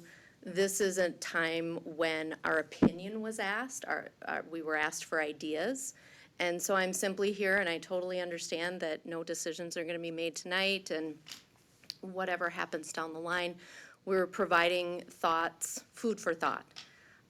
And so when we were asked about this, obviously I'm out with our partners with the city doing a lot of Grow Minnesota visits, and we hear a lot of stories. To be quite frank, a lot of those stories are really positive. There's a lot of our businesses that are doing really well. There's a lot of businesses that weren't, quite frankly, hurt by the pandemic. There are businesses that were able to thrive. But what happened was the businesses that were hurt again and again and again, and we're beyond a point where it's cool to say, I'm hurting. It's no longer okay. These businesses are trying to survive. So the ones that are hurting, you can usually see it in their face when you go into their business. And you can see the fatigue and the bloodshot eyes because they're the only ones there, either because they can't afford the staff or they can't find the staff to support their business. And they're trying to get through. So when asked if business grants would be, I supplied, I think, to the council a survey we had done last fall of our businesses, and so that feedback will speak for itself. It's not everybody that's saying that they need it, but there are a few that maybe missed the boat the first time or the second time or the third time. I think city staff can feel my pain when it's like, I don't know how many more times we could have said it publicly that there were grants available, but nevertheless, there were businesses that missed out and didn't know how to get the funding or whatever it might be. So could some round of business grants, however targeted they might be, whatever restrictions you might put on them, be helpful? Yes, I think there's businesses that could benefit. But it goes deeper than that, and that's where, when our opinion was asked, we just said, there's other avenues to support businesses. And one thing we're exploring, you know that we've partnered with the city and school district and CVB on a community guide the last couple of years, and the theme of that guide is to live, work, play, stay, and do business in Burnsville. And a big part of that right now is work in Burnsville. And we would like to expand on that, and we're looking at ways to expand and promote working in Burnsville in a bigger, more creative way. And so, since that idea is percolating, we threw that in there and said if the city, because this is, saying it's the number one issue doesn't even do justice, how painful the job crisis is right now. And so that seemed like a tangible way to help businesses, all businesses in our community. And then I just threw it out there that you can check in with those that you did grants with the first time around. May or may not be appropriate, may or may not be needed, but those were the three ideas we threw out for when you do have the conversation. This isn't, our ideas were not meant to compete with any other, I know there's a lot of demands and a lot of tough decisions have to be made, so we just wanted to throw that in as a part of the conversation. Thank you. Madam Mayor? Yeah. There's other data that really points to the need out there.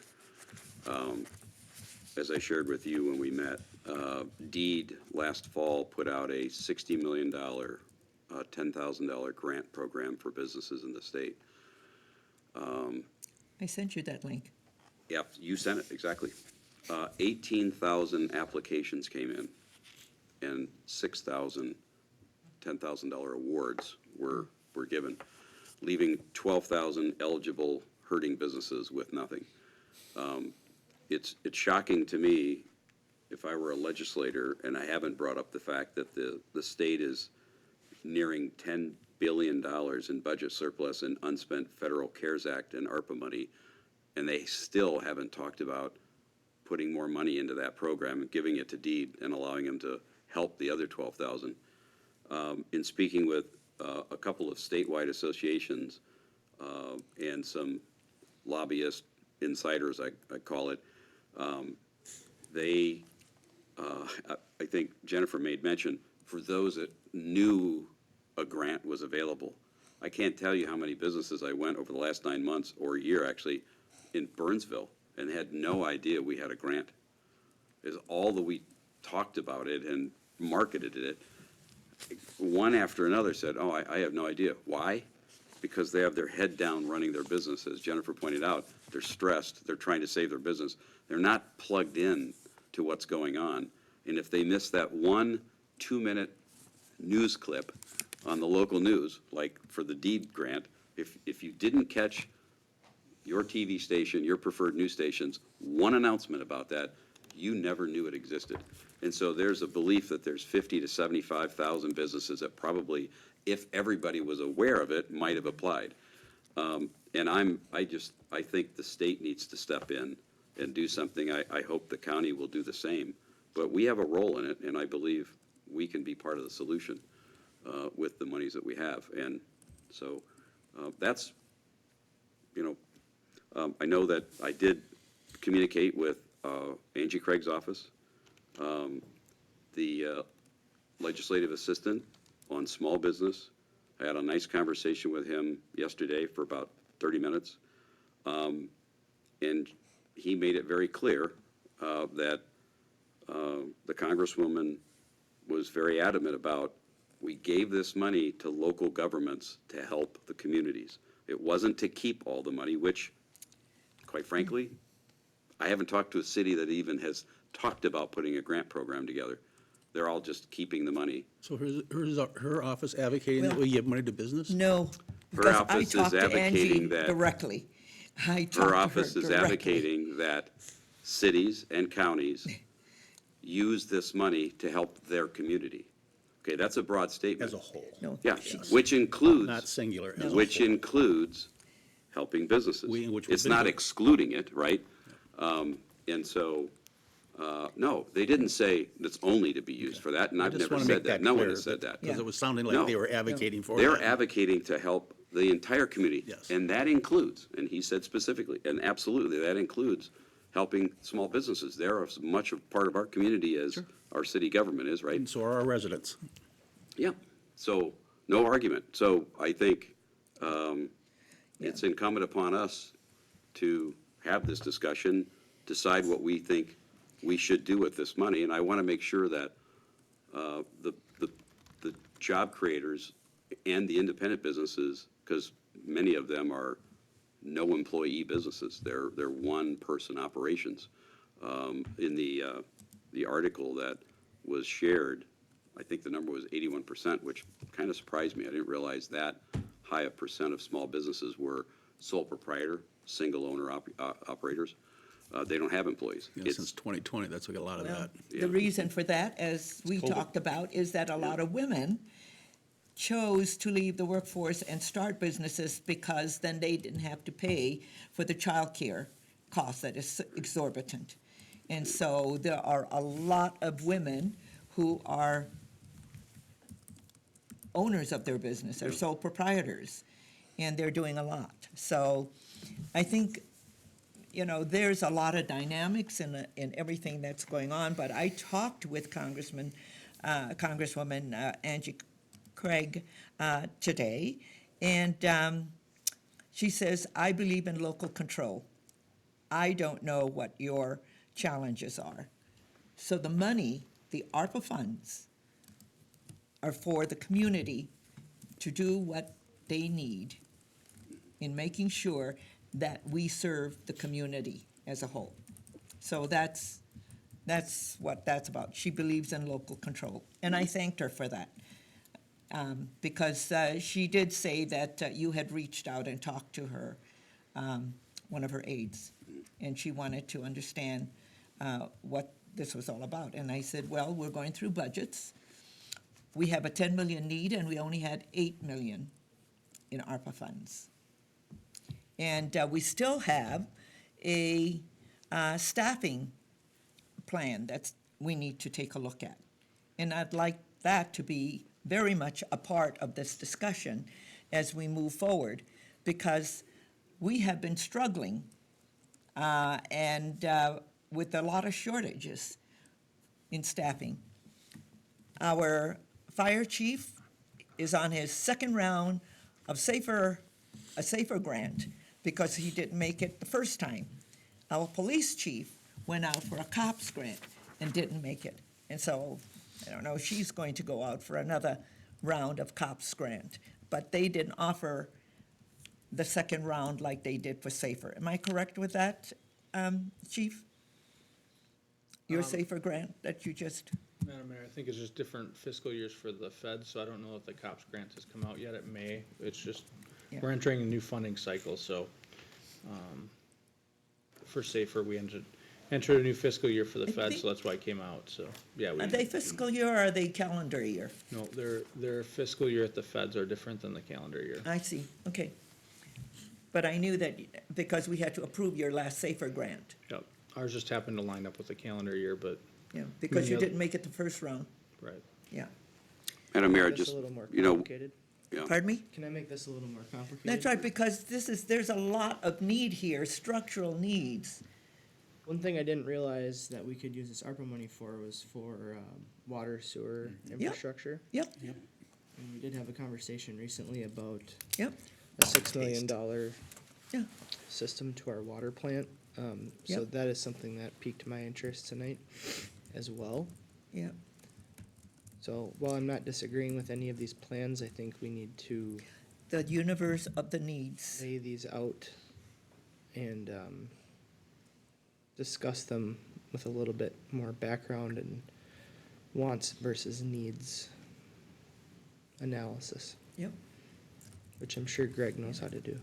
Well, I think the discussion tonight with what Dan Kay is proposing is to be placed on the table.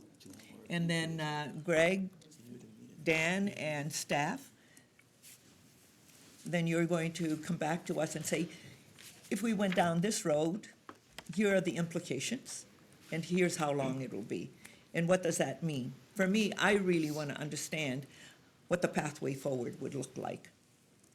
If you're going to take $1.2 million and add it and have grant money for it, what happens to our levy as we move forward with all of this, the need that we have? And we have an opportunity here with the ARPA funds to do some things that we've been struggling with and challenged with since 2009 with the recession. So we have Sorry, what would an that be? opportunity. Pardon me? What would that specific thing be since 2009? So since 2009, we made huge cuts. And we've been trying very hard to get out of it.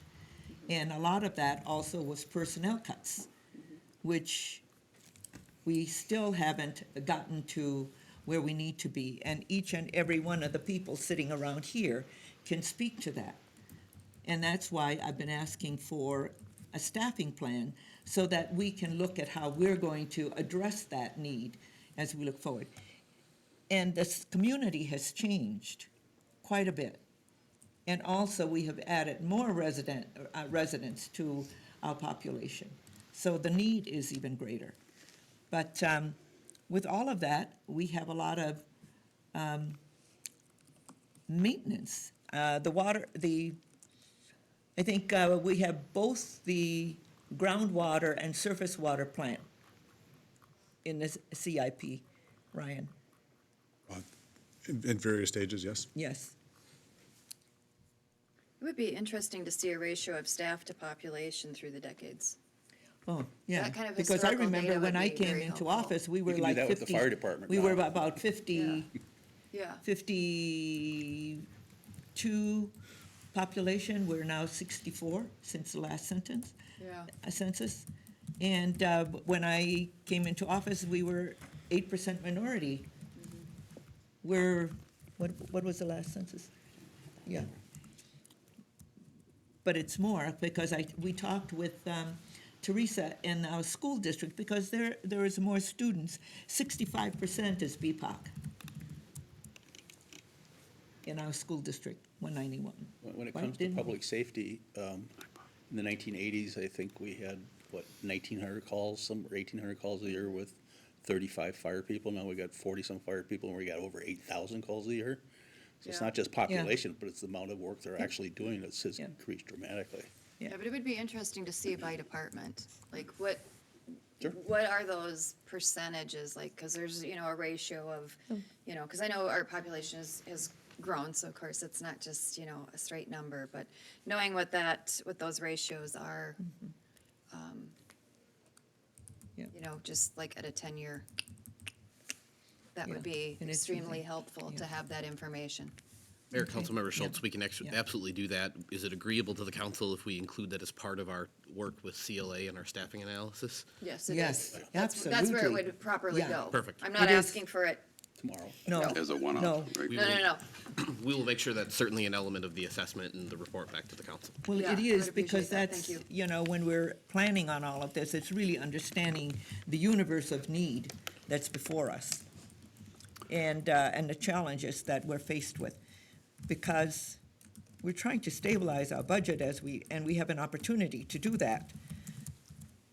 And then we can look at a two-year budget and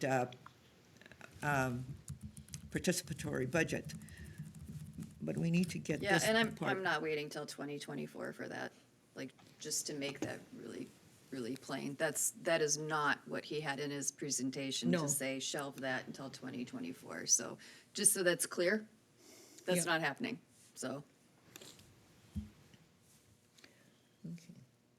I'm patient, just not that patient. Yeah. Dan? Well, I just want to make a comment about how we use these funds. I think Councilmember Workman brought up an idea that is a one-time use. It's a capital expense, and this is one-time money. Yeah, So which is better. talking about this in the context of funding new firefighters or police has no place, because this is just one-time money, and we're not going to hire them and then let them go after a year when the money's run out.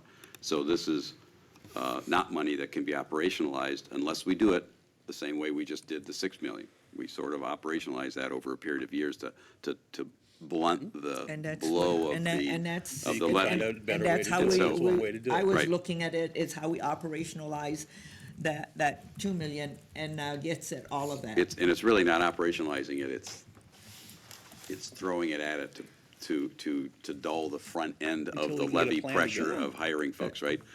And so it's much better used, because we already spent $6 million in that exact same way that we look at one-time uses, which the water treatment plant is a good example of a one-time use, right?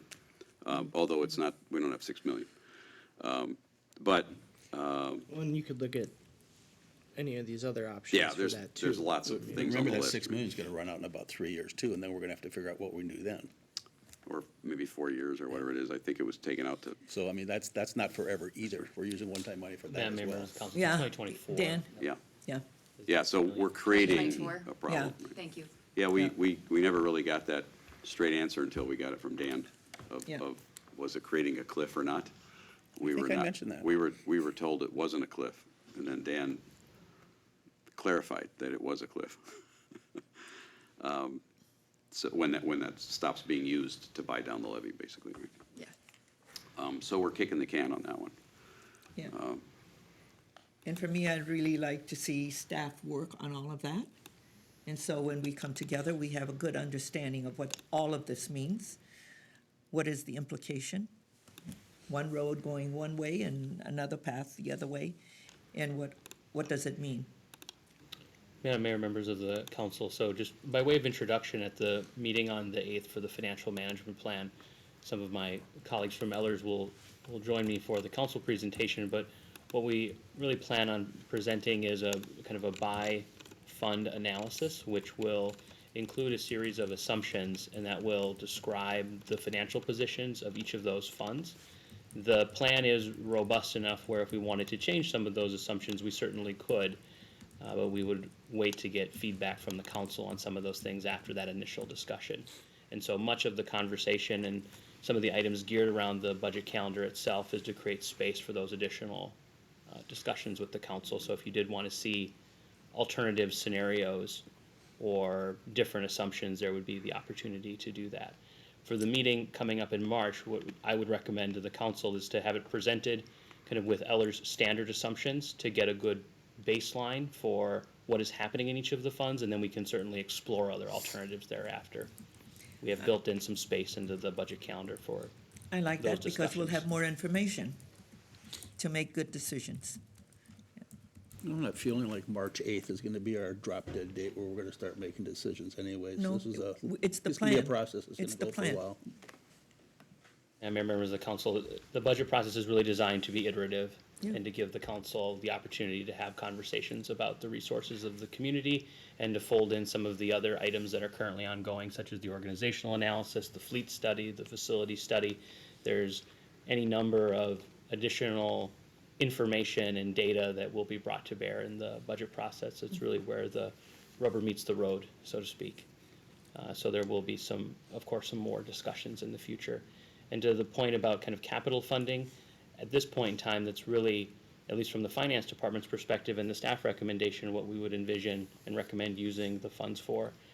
By way of preview, the financial management plan will describe a need for additional monies for the equipment and vehicle fund. And so that's really a question about, and some of the discussion that's already been had with the leadership team is, given the financial state of the fund, what can be delayed at this point? What can you wait to buy? And that really is a conversation about not buying squad cars and not buying fire trucks, or perhaps using debt to finance those purchases, which come at an added cost to the community.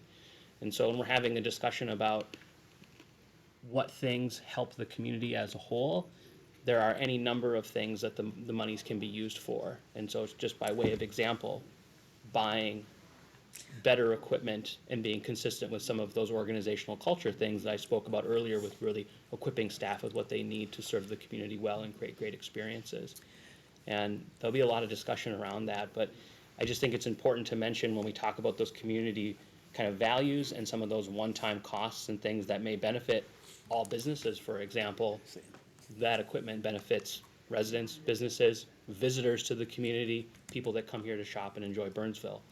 And so just keep that in mind when we're having these discussions moving forward about what these resources mean for, really, to use the word from the presentation, all of the stakeholders in the budget process. So, Dan, one of the things that I always think about whenever we continue to add debt, what does that do to the bond rating?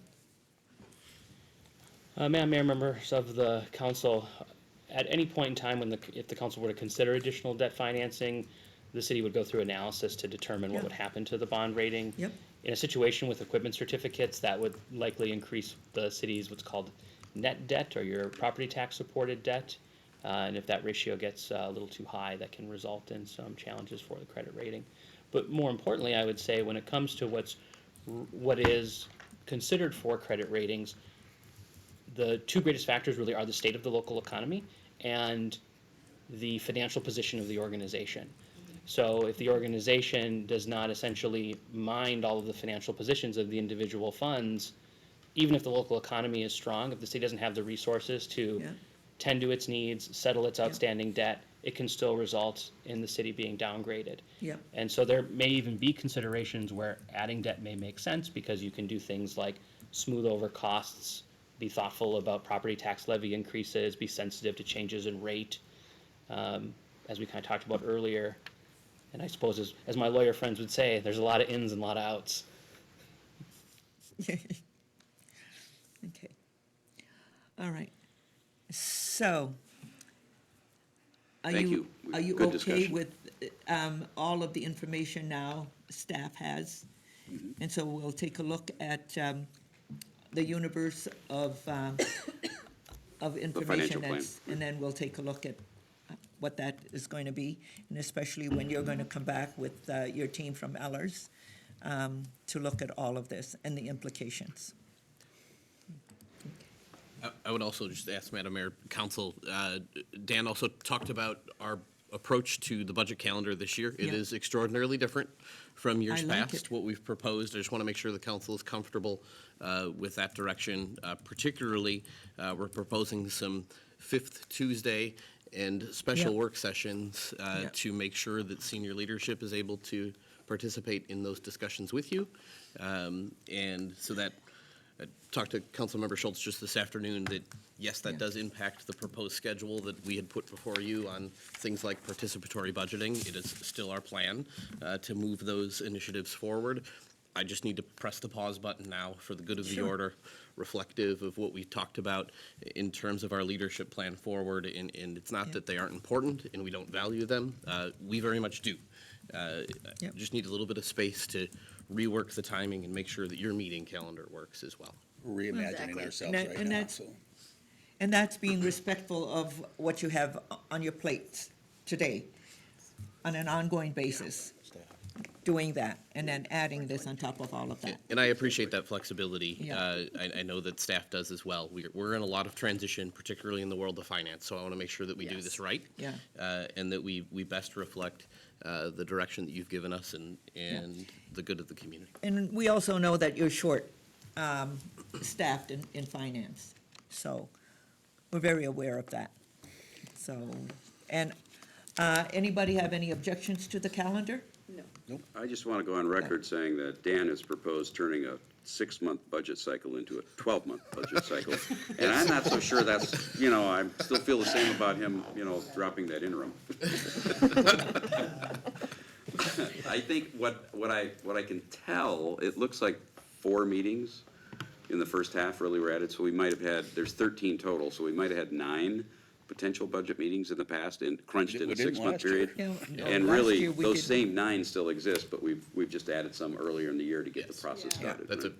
Yeah, very Is apt that- summary. yeah. Yeah. Madam Mayor, members of the council, something that we've done in the calendar itself is really to try to, and in a follow-up to the discussion about the all-day work session, is to preserve the council's prerogative to be a policy-making body and to provide budget goals and budget objectives. And so, as you see with the one-time funding discussion tonight, the financial management plan review, and really one of the big conversations will be on that April 5th meeting, what we're kind of phrasing outlooks and objectives. And that's when we're going to provide some more information than perhaps the council's seen in the past. One thing I really like to do is to provide an economic overview about what's happening at the state level, what's happening in the community, making sure that these budget conversations are happening not totally in a vacuum, perhaps just totally focused on organizational needs. So there'll be more information. There's a few more meetings. It's going to take a little more time, but ultimately we'll deliver the budget sooner, I think. And so I think we'll if we slow down, we're a little more deliberate, we'll get there faster.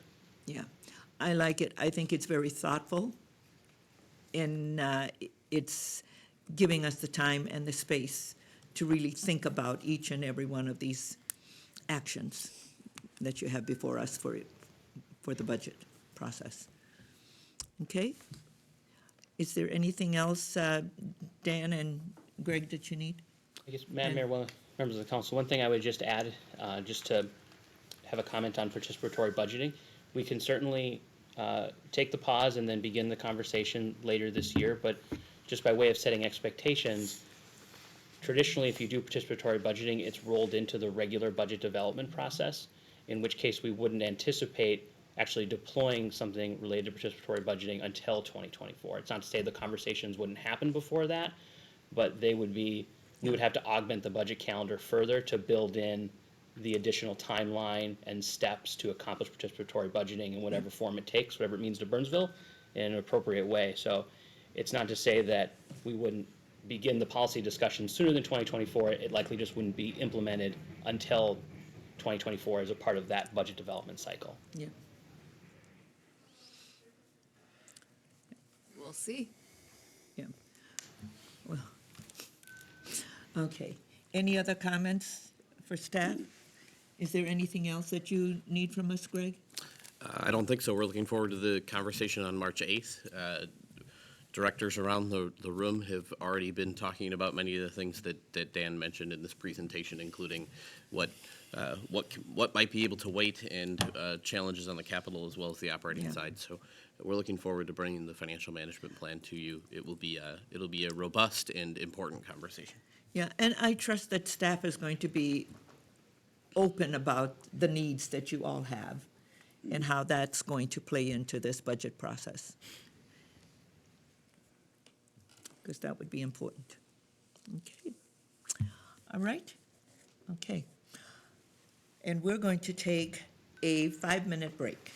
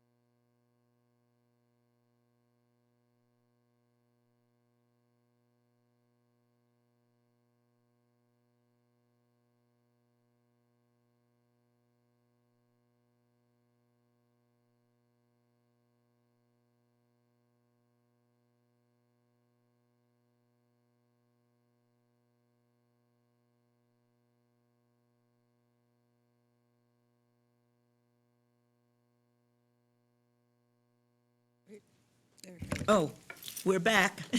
Oh, sorry, I thought we started.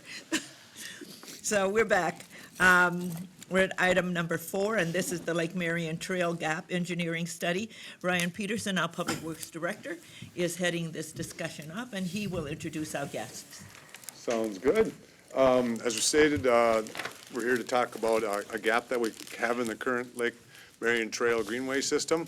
I'm lucky enough to have John Mertens with Dakota County Planning, and he's truly the guru of greenways in Dakota County, knows them, has worked hard on them for many years, and he's had a lot of success, so we're happy to have him here tonight.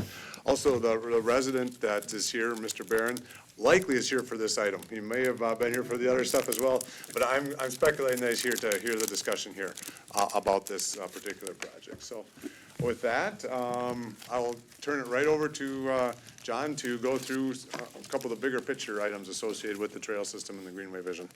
Welcome, John. Good evening, Madam Mayor, council members. Dakota County is excited to be partnering again with the City of Burnsville on another segment of one of our Greenway projects. So we've had some, I think this is our 5th project we've worked together at the city on. This is 3rd Lake Marion project, and we did the big Minnesota River project a number of years ago. The Dakota County Greenway System is a 200-mile network of greenways, regional trails, regional greenways that, you know, really try to connect parks, schools, places where people want to go to, and really bring people to our open spaces throughout Dakota County. Currently, the county manages about 50 miles of that 200-mile greenway system, and over the next 10 years, we're hoping to add about 70 more miles. So we're really moving into this phase where we're trying to accelerate some of these greenway projects. The Lake Marion Greenway, which is represented on the map as the orange corridor, is a 20-mile corridor that connects between the Minnesota River and downtown Farmington. It really functions as 3 distinct greenways. Starting from Farmington, so from downtown Farmington to downtown Lakeville, it follows the South Creek. From downtown Lakeville to Murphy-Hannerhan, it does where it gets its name, following the Lake Marion. And then from Murphy-Hannerhan up to the Minnesota River is really the kind of the Burnsville segment. And that's the portion we've really been working quite a bit on over the last 3 or 4 years here in Burnsville. You can go to the next slide. So zooming into that Burnsville section, the project that we're here to talk about tonight will complete 4 miles of the Lake Marion Greenway within the city. This past year, we completed with the city, completed the portion that connects through Kelleher Park up to Sunset Park. That goes under County Road 42, which is an important piece to our Greenway vision, is to grade separate these major road corridors. The portion within Lakeville connects, or within Burnsville connects 6 city parks, which is kind of one of the main goals. We're trying to, when we master plan these greenway corridors, we're looking to try to keep them away from roads and connect to places where people want to go. And this section through Burnsville does a great job through an area that's, you know, been developed for quite a few years. And then just looking forward beyond kind of this Lake Marion project, with the completion of the Minnesota River section, you know, between 35W and Cedar in Burnsville, Dakota County is finishing the Minnesota River segment that will go up to St. Paul probably in the next 3 years. So we'll be we're bidding some major projects this coming year. So that is beginning to put priority on this segment connecting from Rudy Kramer Nature Preserve up kind of on the west side of the landfill and then along the river.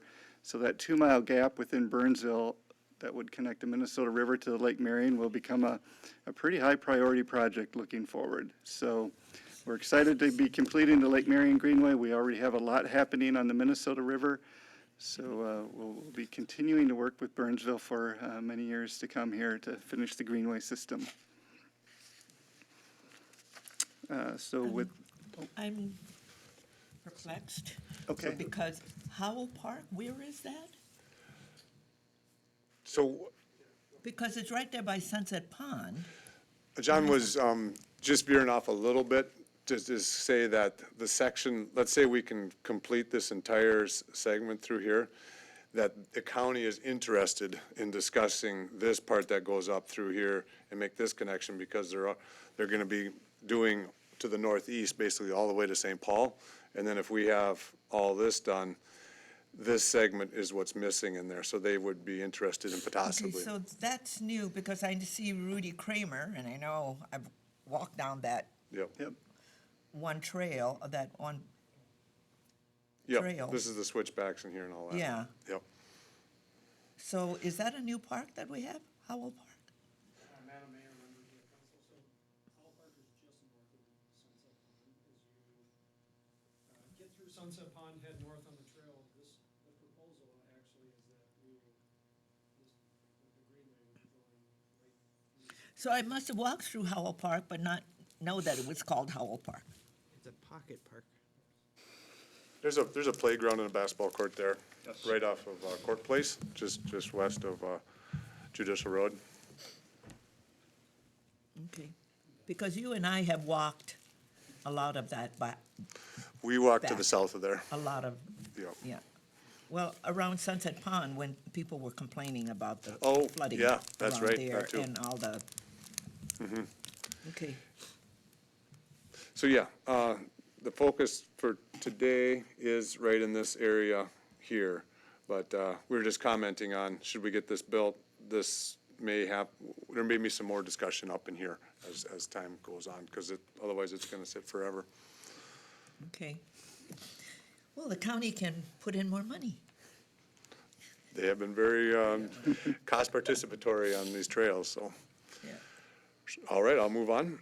So the focus of this is to try to fill that gap, as we discussed, and you saw on the last map that was highlighted. The engineering study is basically trying to figure out the best route to go for that corridor. How do we best get there? And then there's been a lot of community input on that to help guide us. And then the last step of this project would be to actually complete a application for federal funding through their Transportation Advisory Board to the Met Council. And so that's the goal of this, is to find the best route and then get it funded.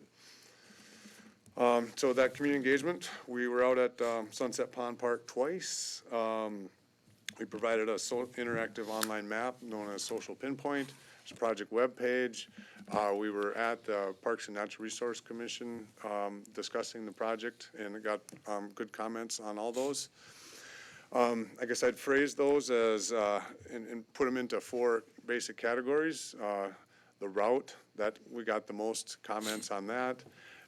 Safety, 22 comments. There's a lot of, where those two work together, where folks had a lot of comments on the route because safety was a concern. Preservation, that's like, there's a lot of natural resources in Sunset Pond Park, and making sure that we are preserving as much of those natural resources as we can. A lot of butterflies are happening there with all the milkweed, so making sure we're not disturbing, or we are disturbing as little as possible while trying to get it, the trail through. And then just trail system, and getting back to John's comments a little bit, how do we connect the places that people want to go? This would be an enhancement to the trail system. So I would say the trail system comments were very much pro, let's do this. The route and safety preservation was a little more into the nuts and bolts on making sure that we're very conscientious about those various things.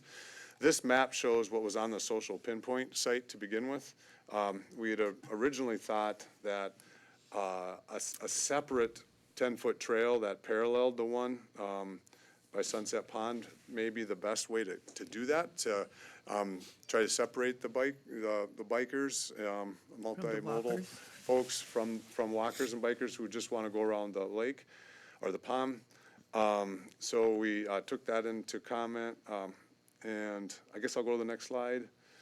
Before you leave that, because on the safety issue, that came up also when we were designing the trail from Sunset and going through the boulders and going south. But there haven't been any remarks now that it's built, and there hasn't been any safety concerns. None made to me, nope. Yeah, none made to me either. So that's good news. So, you know, and I think probably that's, I don't know what the concerns are over on this side. It's folks who currently use the Yeah. trail on a regular basis are concerned about more bikers, more high-speed bikers, electric ones on the trail, and they're going at Yeah. higher speeds, Yeah. and there's bound to be conflict if that's the case. Yeah. So that's actually a really good example of, we took those comments and we altered our design based upon the comments on the project you talked about. Yeah. And to date, we haven't had the Yeah. negative comments about safety. None from the there, so- Boulder people.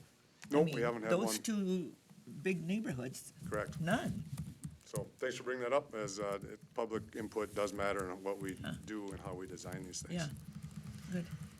All right, so with the comment, it's a pretty dramatic change from what our original was over to here. And I'll go through some of the highlights. What we're showing now is that as opposed to putting in a secondary trail through the west side or east side of the park, we would widen out the current trail and stripe it in such a way that the bikers would have their portion of it and the walkers would have theirs. And the walkers would be on the inside, so they'd have more access to the pond and all the different type of natural resources there. The bikers would be on the outside. How's the geese population? Because that was one of the big complaints around Sunset Pond with all of the geese droppings. There is nothing here to reduce geese droppings with this particular project, unfortunately. Well, the way that we did it before was that we reduced the population by harvesting the eggs. We have that program, yes. Still So going, we- harvesting the eggs, and then the eggs go down to feed the homeless and, We don't harvest them, we put oil on them, and then we trick the poor geese into thinking that they're still gonna hatch, and then they never do.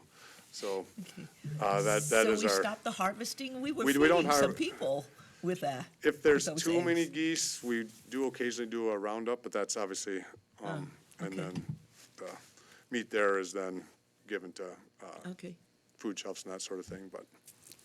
so we reduced the population.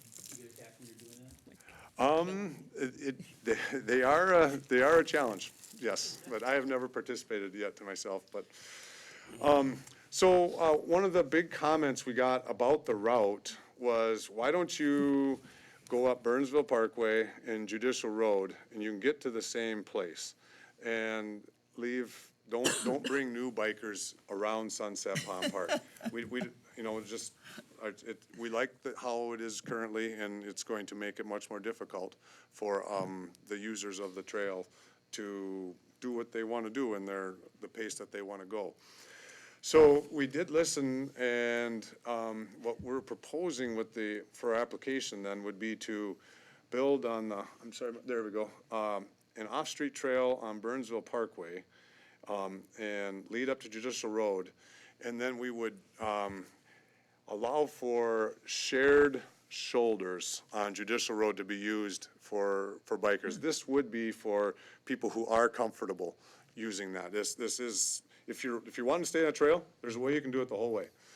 But if you're not wanting to be in conflict with a tricycle on the path, or you're looking to get somewhere quicker, this would provide an alternate route for, as we're calling it here, for faster bikers. So, and then they wouldn't be bike lanes, they would just be signage that indicated shared shoulders, and basically watch out, there may be more bikers here than there used to be.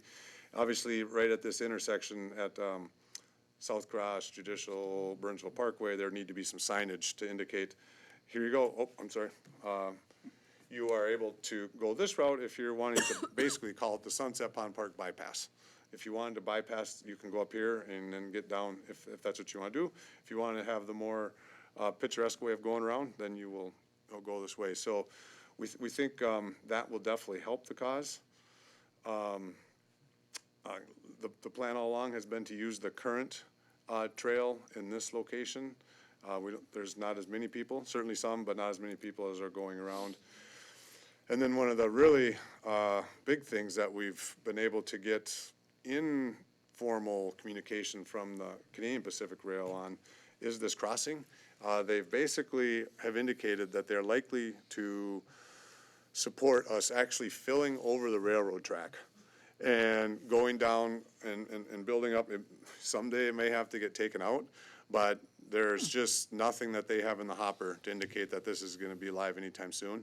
So this would allow us to go down from Howell Park, discuss, where we've had some complaints about that flooding, make a real trail right over the track. So we don't have a letter, but we have got informal, basic, we can likely support this, maybe that's how I'll phrase it, from Canadian Pacific Rail, to go down there, which is absolutely a huge thing. There's a lot of people who live up in this area who would love to be able to get down to this trail system here without having to go around. So I would anticipate this would be highly prized by that community. It's great for the trail system as a whole, but for the people who live around here would be a huge benefit. And then I do got another slide I'll talk about. I can ask a question. Yeah. So, Kara has a question. so they're indicating that they would allow us to pave over it, but this is not an easement or? It would be like a license that we'd have to do that. And it would say, at any time, we may need to restart this up and you get 90 days to remove it. Okay. There could be that type of thing that they put in there, but they wouldn't be even having the discussion if they thought anytime soon. Yeah, I'm rather surprised, so, yeah. Yep, we were too. I don't know if, John, you want to provide any context about how much work you put in with that rail company, but. Well, it's very surprising, actually, based upon our past experiences with railroads and trying to build new crossings, so. And the railroad's not very responsive. I mean, we've been dealing with them for years and decades, yeah. I wonder if this makes it harder to get the damn patch line active again, so they're okay with us putting stuff on top of it. There could be that, honestly. Yeah. I know. We're not under the gag rule, that's the legislators. Yeah, yeah. So basically, there's a good. big grade drop from here to here, so we'd have to, it's 20 feet higher from there all the way down to the bottom, and then they just allow us to fill on it, and we'd make a safe curve in there and that sort of thing. And then, like I said, this would be off-street from here to here, and then the pink line would represent those bikers who are trying to go faster. So we also, when we talked about the preservation, instead of having a 10-foot trail going multiple, we'd have one wider trail, which would still have less disturbance of those natural resources. So we like to think we hit a lot of the marks that we received from community input, and I really do like the plan right now.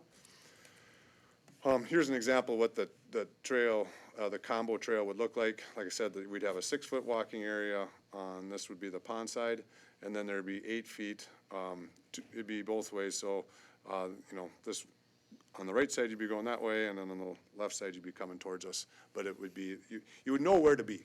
That's the kind of the key aspect of this. You'd know where your spot is if you're walking or biking or So whatever mode you're using. There will be stripes Yep, and, all that stuff, correct. And once again, that was largely based upon community input that we received. And then this is what Judicial Road looks like, just in case you aren't aware. So these would be the shoulders that would be marked shared shoulders, not bike lanes, but shared shoulders in this case for those who are wanting the bypass and are definitely comfortable doing that. So a couple of other interesting tidbits, at least interesting to me. The west side of the trail is actually in worse shape than the east side. The east side was replaced when the Met Council did a sewer line project. And so this was actually in the capital plan, and to replace, we're holding off a bit. We're gonna do some patching out there to make sure the holes are all filled.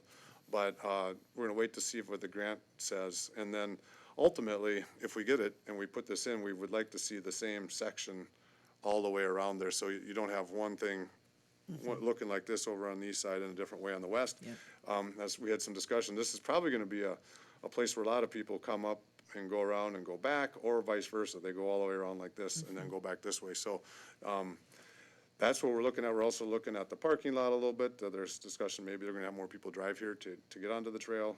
And then there is 6 buildings around that are in various states of repair that we'll be looking for advice on what to do there. And like I said, we're trying to make this so it all works together and flows nicely. The north end of the trail, there's been a lot of discussion on the south, but this is very interesting up here in Orange. This is one of those areas where it's a boulevard and then sidewalk. Here's where we'd be taking out sidewalk, likely paving up to the curve. But in the same time, there is above-ground power lines in there, so we have to work through what that looks like, as well as XL transmission line easement through here. So there'll be a lot of design things happening, but we'll get there. But this could end up being the most interesting part of it in the end. Schedule next steps. So this is has what the project has looked like so far. We're right here at this time, city council work session. I basically talked about all the input that we've taken, and then the preliminary design has started. We'll have one more open house scheduled for November 3rd, which we'll be advertising. And then April is when we would be applying for this, and you would see a resolution of support for it coming up in March. With that, I would stand for any questions or comments from the city council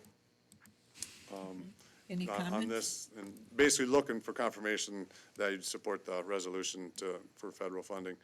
And then obviously, I would tell you more about how we'd fund it, but the county would definitely be helping us along with that federal aid. Any remarks, comments for Ryan? I love it. Yeah, looks great, because the trail that we have now that goes down into Kramer, Yeah, you're extending it over, because I see it goes to Williams Drive. right, yeah, it'd be a full crossing. That's Yeah, that's no, the. it extends it out to. Right, the Sunset Pond Park Yeah. parking lot on the south, up to the Williams Drive Trail on the Yeah. north. Yep, Okay, with the 2 ways Nice. of getting there, either on road or Yeah. through the park. okay, very nice.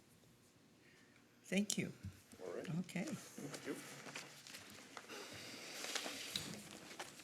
And now we have, we're on item number 5, and that's Dakota County 2040 Corridor Management Plan for County State Aid Highway 42. So, welcome. And Jen Desmond is our city engineer, and she's going to tee it up and introduce our guests. Yes. So we've seen Doug, and welcome. Yes, thank you, Madam Mayor, members of the council. So this is the third time that we'll be showing this, this topic before you today. Doug was here about 2 years ago kicking it off, and so this is the final presentation. Should the council be agreeable to the work that they've done, we'd like to bring this for a resolution of support at the next council meeting next week. So today, we have Doug Berry with the county and Aaron Labrie with the county, and they are here to present and answer any questions. Okay, welcome. Thank you, Madam Mayor, members of the council. I'm Doug Berry, and it's been a pleasure to work with your staff and with the council throughout this process. The outline for what I'll present in summarizing the study includes an overview, some review material, things you might have seen before briefly. I want to make sure to emphasize the overall vision and some updates versus the previously adopted plan in 1999. A little bit on stakeholders and outreach, so that's kind of the upfront part, and then I'll spend most of the time on plan highlights in Burnsville. I also have Apple Valley and Rosemount information if you have questions about the other 2 cities. Then finally, of course, next steps and your questions and discussion. In the way of review, we studied about 15 miles of 42 from the West County line in Burnsville out to Highway 52 in Rosemount. There are 30 signalized intersections along this stretch of 42, including one added at Akron Avenue and Rosemount last year in 2021. As I mentioned before, this is an update to the previously adopted plan from 1999. The overall vision, and this may still be in the way of review, but it's important to emphasize, as we completed this study, we really looked at the basic capacity needs of 42, and we concluded that the goal is to reduce or defer the need for Highway 42 expansion. So are there challenges with capacity? Yes. But do we need to aggressively expand or add basic capacity to 42 in a continuous way? No, that can be avoided and or deferred for some time based on managing intersections. So that's really the goal, is to keep 42 a signalized arterial about the same character and scale as it is today, while maximizing safety and operations at the intersections. The other thing that's important, and I'll move forward and emphasize this a few more times, is that we really looked at all modes in the last points on this slide. So pedestrians, bicycles, and bus transit, in addition to conveying motorists along the roadway. A key update from the previously adopted plan is technology, starting on the left side of this slide. Technology's advanced quite a lot, of course, in recent years, and we have a connected corridor. Actually, we have signals that are strung together and are timed and are part of a system. However, there are opportunities for continual upgrades to that technology, and there's always new technology coming in. So we will continue to leverage that system of cameras. Messaging is a possibility for the future, and of course adaptable systems. So that's a continuous process. That technology element relates well, actually skipping over to the right-hand side of this slide, just a reminder of the other routes. There are so many other corridors that run parallel to 42 and connect with it, and that can relate to that technology element as well. And then finally, in the middle, as I've said, we'll emphasize pedestrians, bicyclists, and transit, and we have a highlight here of structured crossings along the corridor coming out of this plan. So key update, something that's very different from what was envisioned 20 years ago, is to really look at this opportunity to use structures to assist pedestrians and bicycles to cross either over or under 42. The Lake Marion Greenway, which we just discussed, is checked off because that is done. It is the one that is completed. And then there are 7 more locations shown here along the 15-mile corridor, one of which includes Aldrich Avenue, which is an example of a location where the pedestrian crossing could be integral with a roadway, and that's the way we're looking at it in the vision. I'll come back to that, and then there are other locations. If you want to come back to questions on the rest of those locations, certainly we can do that. Briefly, and yet not a small part of what we did, we spent a lot of time on this, was working with stakeholders and our outreach program. We had the opportunity during the summer to greet people in person at pop-up events, including the Buck Hill. Jen, help me a little bit. Back to the 80s car show. Back to the 80s car show. So that was a great event. We met with a lot of people there. We also had scheduled open houses and online meetings throughout the process, and an advisory committee picking up a lot of representation from cooperating agencies and partners throughout the process. So very important element of the work, and it's reflected in the recommendations. You might have reviewed the recommendation maps that were shared as part of the packet, and this is just a reminder of the detail that you'll find there. The bottom panel of those maps includes the previously adopted plan. than the existing corridor is shown, of course, on the aerial and the intersection elements there. And then finally, the recommendations for the future, and quite a bit of text to kind of guide you through. So just a reminder on that, that information is available, and I'll be working off of some of those panels in a minute as I move into the presentation of Burnsville. Also, a little bit of review. This is pretty basic, but of course we use different types of intersection controls throughout the corridor, and spacing of these is an important element.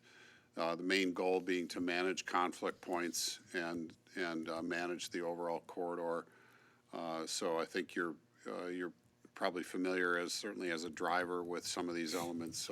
Obviously signals, but also the non-signalized intersections of three-quarter access and right in, right out along the roadway. The executive summary includes these 6 items as a brief summary of the corridor. And the main theme that I would note for Burnsville is the redevelopment emphasis around the Burnsville Center, and just new ideas, some similar ideas to the 1999 plan, but new details on how to execute. And I'm going to be moving through these 6 items as I kind of go forward. The first of those items is transit stop improvements. And especially in the western part of the corridor, there are a number of opportunities to improve bus transit. You may be aware that MVTA started operating the Route 447, which includes this segment of 42. And it's an important commitment to an east-west regularly scheduled bus route along the corridor. So that's one of the drivers for looking at opportunities to improve bus transit stops. And as reconstruction occurs, as it naturally must along a piece of roadway, we would be looking at opportunities for those types of improvements. Of course, the Orange Line extension is a possibility, and it's in the plan for the Burnsville Center area, and that's also noted here. And there are some similar recommendations moving east along the roadway as well. The western part of the corridor, first of all, from the West County line to about Irving Avenue, largely matches the 1999 recommendation, so it's already been constructed in a manner consistent with that. A note on Irving Avenue is that in the previous planning cycle and also in this one, we were confirming the long-term possibility, as it was then 20 years ago, that if needed, as needed, there could be some consideration of signal removal at Irving and replacement with a three-quarter. I don't think that's a good idea on Irving.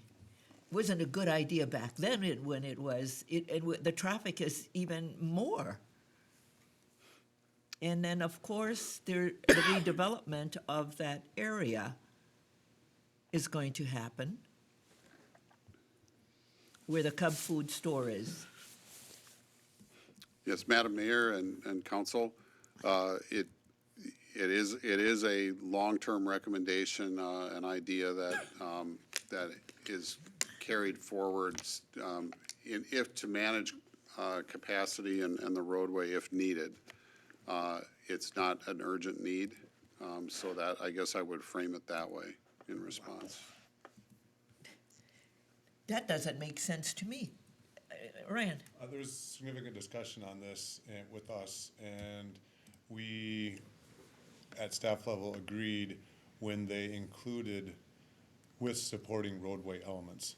So if they can build if a collaborative approach to building a frontage road behind there could be put in place, at that point, it would make more sense, in our opinion, that this could be an option. Similar to in phase in this section to the west, there was all that reduction of stoplights, you know? Oh, yeah, And over then we on built South Cross. Right, and we Yeah. built the frontage road system at the same time. So I think, in my opinion, this is mirroring that type of thing, where they, you know, every kind of signal removal when needed with supporting roadway elements, and that's where So when we did the South Cross, and took the lights away, that's an industrial area. And the supporting roadway was, Corporate center. Corporate Drive. Corporate center, yeah. And then on the north side, we had, that just came around there from Humboldt in Older. Savage Oh, yeah. and came around, West Preserve. Rupp Drive. But there's going to be a redevelopment of that shopping center. Is Jenny and her folks also taking a look at this? Because that's going to be a mixed-use development. Yeah. It's going to be heavy traffic, and you're going to have housing and stores. It's different from having, industrial businesses. Right, community development has been part of the process and on the stakeholder advisory group. With that Cub redevelopment, they'll have access to County Road 5 and McAndrews, if that's the location you're talking about. There's multiple roadway areas for the Cub site with redevelopment. But I think what Because there's going to be some housing in there as well, Mm-hmm. at least the concept plan that was brought before us.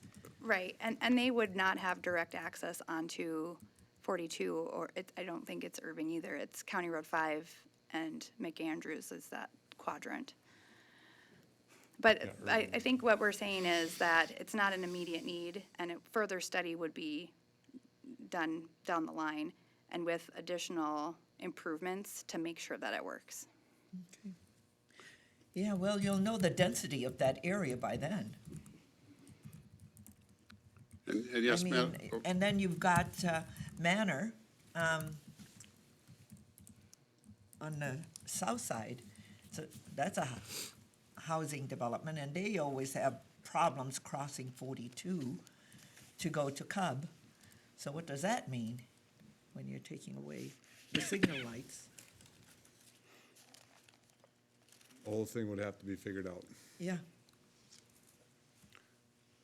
Yes, Madam Mayor and members of the council, I will note that these types of management concepts fit with that idea of managing the scale of 42 and avoiding expansion. So that's one of the trade-offs, is how do you manage 42 to operate efficiently and not increase the basic lane capacity. And those are options as well. So you can expand turn lanes, you can expand signalized intersections. Well, 'cause So there are trade-offs to consider. I remember County Road 5 going south of 42. And when the county took away the entrance into what is Aurora Village and put an island there, and that had a impact on that business. And they'd like to see, that they can, if they're going south, that they can turn left into the shopping center again as they look at remodeling that center. So, I don't know, because the county has a lot of restrictions. Having your business right by very, very busy roads has got its positives and negatives. Yeah. Positives, a whole bunch of people can see you. Yeah. Negatives, It's you're gonna have to do a depending- little bit of maneuvering to get in. Yep, because they have to go down to, 146 and to make a 145. U-turn Yeah. to come back Or and, you can make a left and then come in the back way. yeah, you could, yeah. Yeah, and go all the way around and come, yeah. So you're gonna be able to go right, it's just when you're trying to make a left out, you're gonna have to do Yeah. some maneuvering.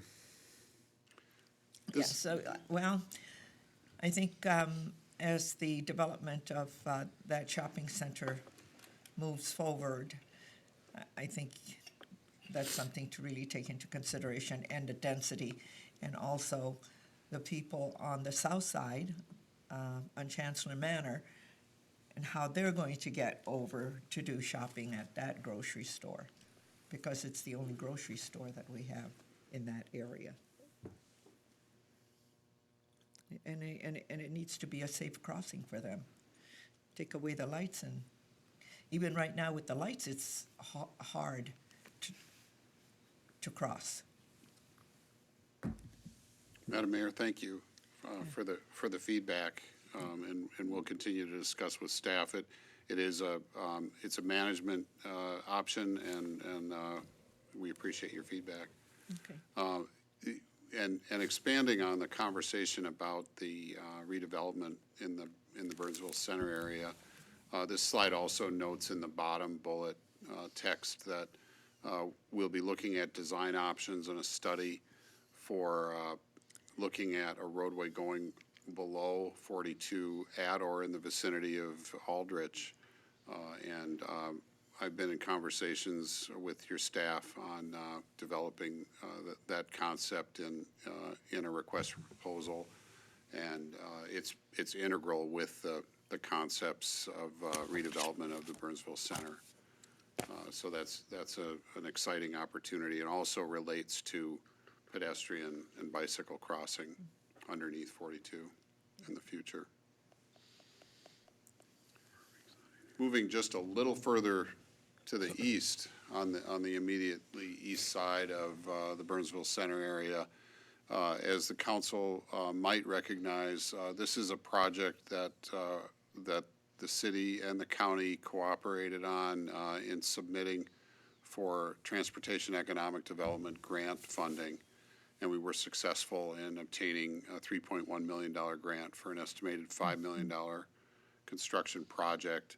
We continue to work now with MnDOT, and we have much to explore and further detailed design. But the functions of this are really quite exciting. You have a very heavy southbound off-ramp from I-35W, of course, and currently there is a left turn to go eastbound on 42 that is also one of the heaviest lefts that we see anywhere along this corridor. And this, through a loop ramp, turns that left turn into a right turn. And it also brings traffic into the right lanes on 42 a little bit more successfully, which are kind of underutilized that area. So it relates to this idea of using the lanes better. So there are a lot of traffic functions, and the safety elements are really quite exciting too, because the conflict points are reduced considerably at that junction. So this is a very exciting opportunity. It also has that option of exiting directly into the redevelopment area off of southbound 42 or onto Buck Hill Road to proceed south on Buck Hill Road, or in other directions. So we're really looking forward to developing this project, working with the city and MnDOT. No, that was. Yeah, of course. And MnDOT. They have a role to play. Yeah. It's their off-ramps. Got it, okay. I guess I neglected to remember I had more detail on it, but you can see in more detail here that same sketch. I think I've made many of these points. We pick up the benefits of reducing that right lane imbalance and the conflict points and so forth, as I mentioned. Good question to ask. So, pardon me, Kara? is that requiring a purchase of property from the mall? So we've been working with Seritage, which is the Sears owner. Yeah. And we're working through those details with them right now. We have not gotten to a conclusion on that, but they're very supportive of the project and wrote a letter of support for the grant. And Yeah. so we're going to continue to work with them. Okay, thank Yeah. you. Did you know Appreciate that it. some of the guys that were here on that one meeting we had with the small group, those two guys that from Seritage, they're no longer there? Right, we have new people. I know. The new They're no people longer have there. been very Okay. supportive of the project. Some of the people from the very beginning are no longer there, so I don't know some of the new ones that they have. Okay. Working further east and to the east of the freeways, a fairly simple concept, but an important and effective idea is to look at a better transition where we have a lane drop at Portland Avenue. There's some opportunity to potentially extend the through lane to the east side of Portland Avenue, and then taper back into the 4-lane capacity to the east from there. This is also a trail gap along the south side of 42 east of Portland Avenue. So some relatively simple but effective elements to work the capacity through this part of 42. And finally, at the boundary of Burnsville and Burnsville and Apple Valley, there has been a history, of course, and discussions about the access at Redwood Drive. And South Cross. And then working to the east in your neighbor city, Apple Valley, we have Redwood Park between Redwood and Elm. And I'm going to go to the next slide, I think, which has some details on it. This is a fairly busy graphic, I realize, but the things I'll note here are Keller Lake Road connects Redwood and South Cross and had been thought of as an area where there could be cut-through traffic if there was restrictions of access on Redwood. There were years when there was bad blood between the two neighborhoods. Yes, Mayor. And that was before my time working on this, but we did have the But you heard the stories. Yes. Oh, my God. I read about it. Yeah, it was really bad. One of the interesting things that we did during this study was we looked at the operational characteristics of Redwood with the stop control, and we found that the signals actually create opportunities for gaps that are safe to navigate. And so observing that, we have recommended continuing to keep the stop control at Redwood for the foreseeable future. We'll monitor it for safety because it is an unusual type of traffic control with the level of traffic that we see out here. However, again, so far, we have not seen a crash history. That's a great concern there, so we'll continue to monitor. You can see the options considered, and the one that is circled in green is kind of where the study ended up, where we keep the stop control. We do propose to remove the signal at Elm Drive in Apple Valley.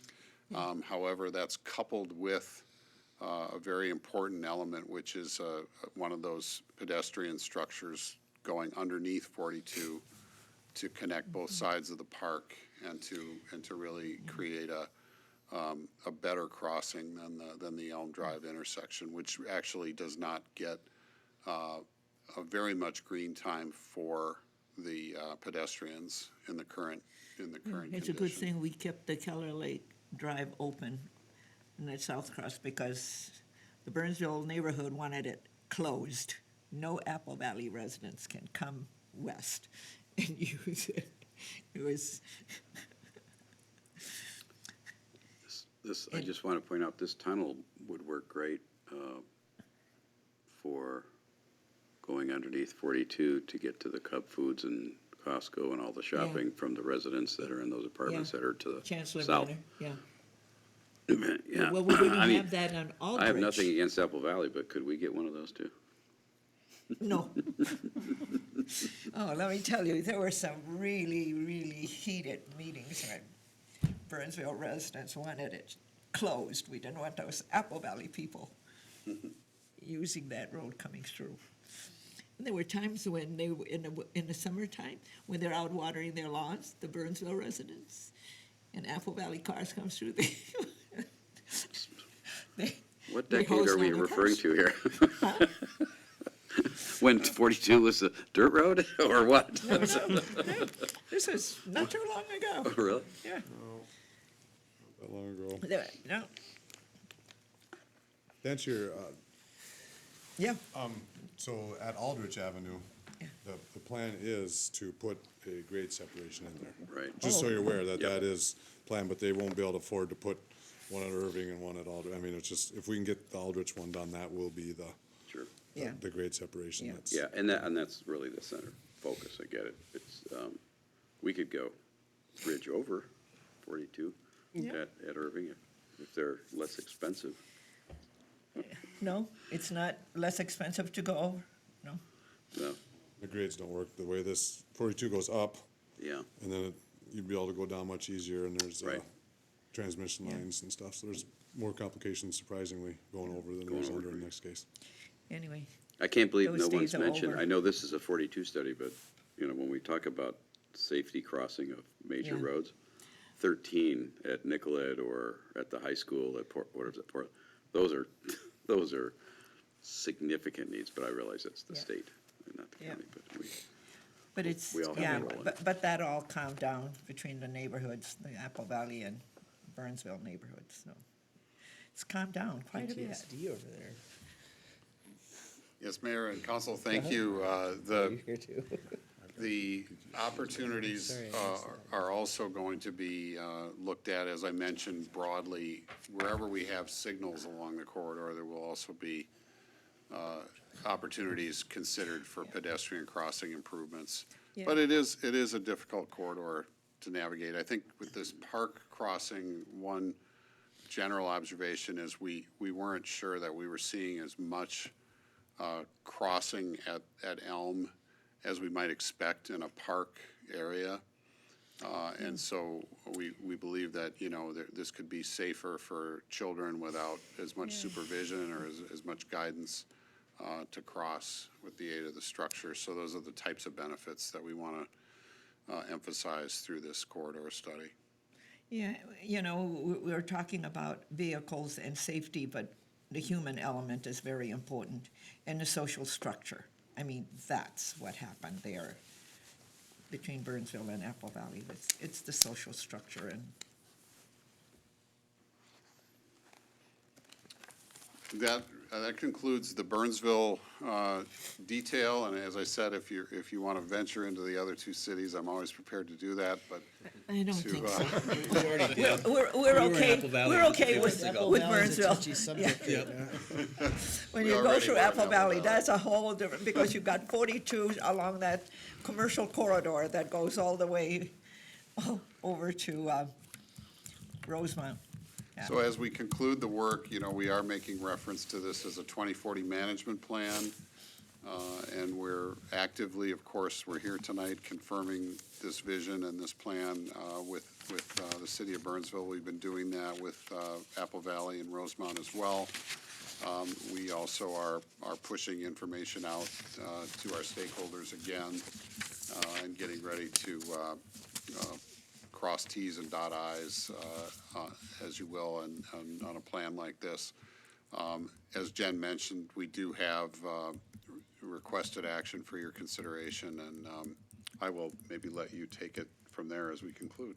Sure. So I have an agenda item for you next week on the 22nd with a resolution of support.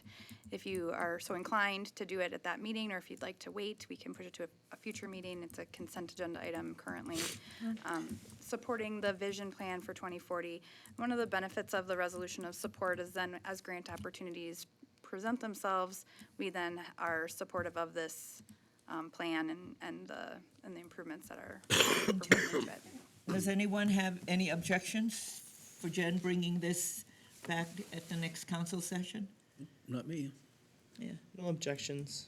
any, no? I The only just- thing I would look is, for, and obviously this is something that's been worked on for a while, but as the density increases in this area, Yeah. this is all being planned out in anticipation of that, correct? and that's what I would like the resolution to also mention, that, you know, there's development, it's redevelopment of that whole corridor in that area that takes into consideration. And also the safety of the people from the south crossing over, because it's the only grocery store in the area. Well, Until we find out what's going in at the old TJ Gordman. Maxx side, huh? the new purchase at the Burnsville Center might be a, Oh, Asian grocery, that's right? Plus true. Amazon When- Fresh. Yeah, and Amazon Fresh, and well, and They'll be Amazon free. Fresh, Yeah. whatever it's going to call. And a what? and the We Target. don't- And the So Target. now we'll have three grocery stores, but the thing There's is, it's everything the right there. density, that whole area is going to be a lot more humans. So let's make sure that we take that into consideration, and if the resolution will reflect that. So, Madam Mayor and Council, the plan is a vision document, and as developments and redevelopments are coming in, we'll be reanalyzing improvements as needed and working with the county to see, the vision says, the corridor management plan says this, will it work? We'll study things before we do anything. It's not definitive that Irving will change, But it'll take into consideration the development, the redevelopment of the 42 corridor. That's And then it's going to be mixed use, and so it's not just commercial. Okay. Yeah, that's all. Yeah, so that'll be good. And there's no objection for you to bring it forward, Jen. Okay. Is this, last question, gonna take into consideration the lines at Canes once that's open? I just want to know how they're going to get in the line at Canes, but that's me. There's gonna be some stacking on the 42, I'm imagining. Maybe one of those cars. No, we're going to have, all of When the they're right out there. all of the automobiles are all going to be Canes, talking to each TJs, other. which way do you go? We heard about the That's us, cab, man. right, Ryan? That cab system, the coordinated Autonomous, Cav system? cab system. connected and autonomous Huh? vehicles. Connected and autonomous vehicles, Yeah, yes. connected automotive vehicles. So they'll talk to each other and slow down. Slowness isn't the problem, it's the speed. You gotta go faster through the drive-through. Yeah. Yeah. I know, I'm learning about all this new stuff. I was just at a meeting with Ford Corporation on all of the automotive. And, because you and I were talking about the striping, so those cars can read how they stay within. The lines. And is 3M in that whole business also of how the paint and everything, so those cars can read them? And they stay in their lane? Better in the summer than the winter. Yeah, in the snow and the Yes, ice. for us, and I was thinking, you and I talked about that, because we have snow. Can they, yeah, They aren't testing all that much stuff up here, it's more in Yeah. Arizona and that kind of deal. yeah, and I know that it's in your CIP to take a look at that this year. Yes.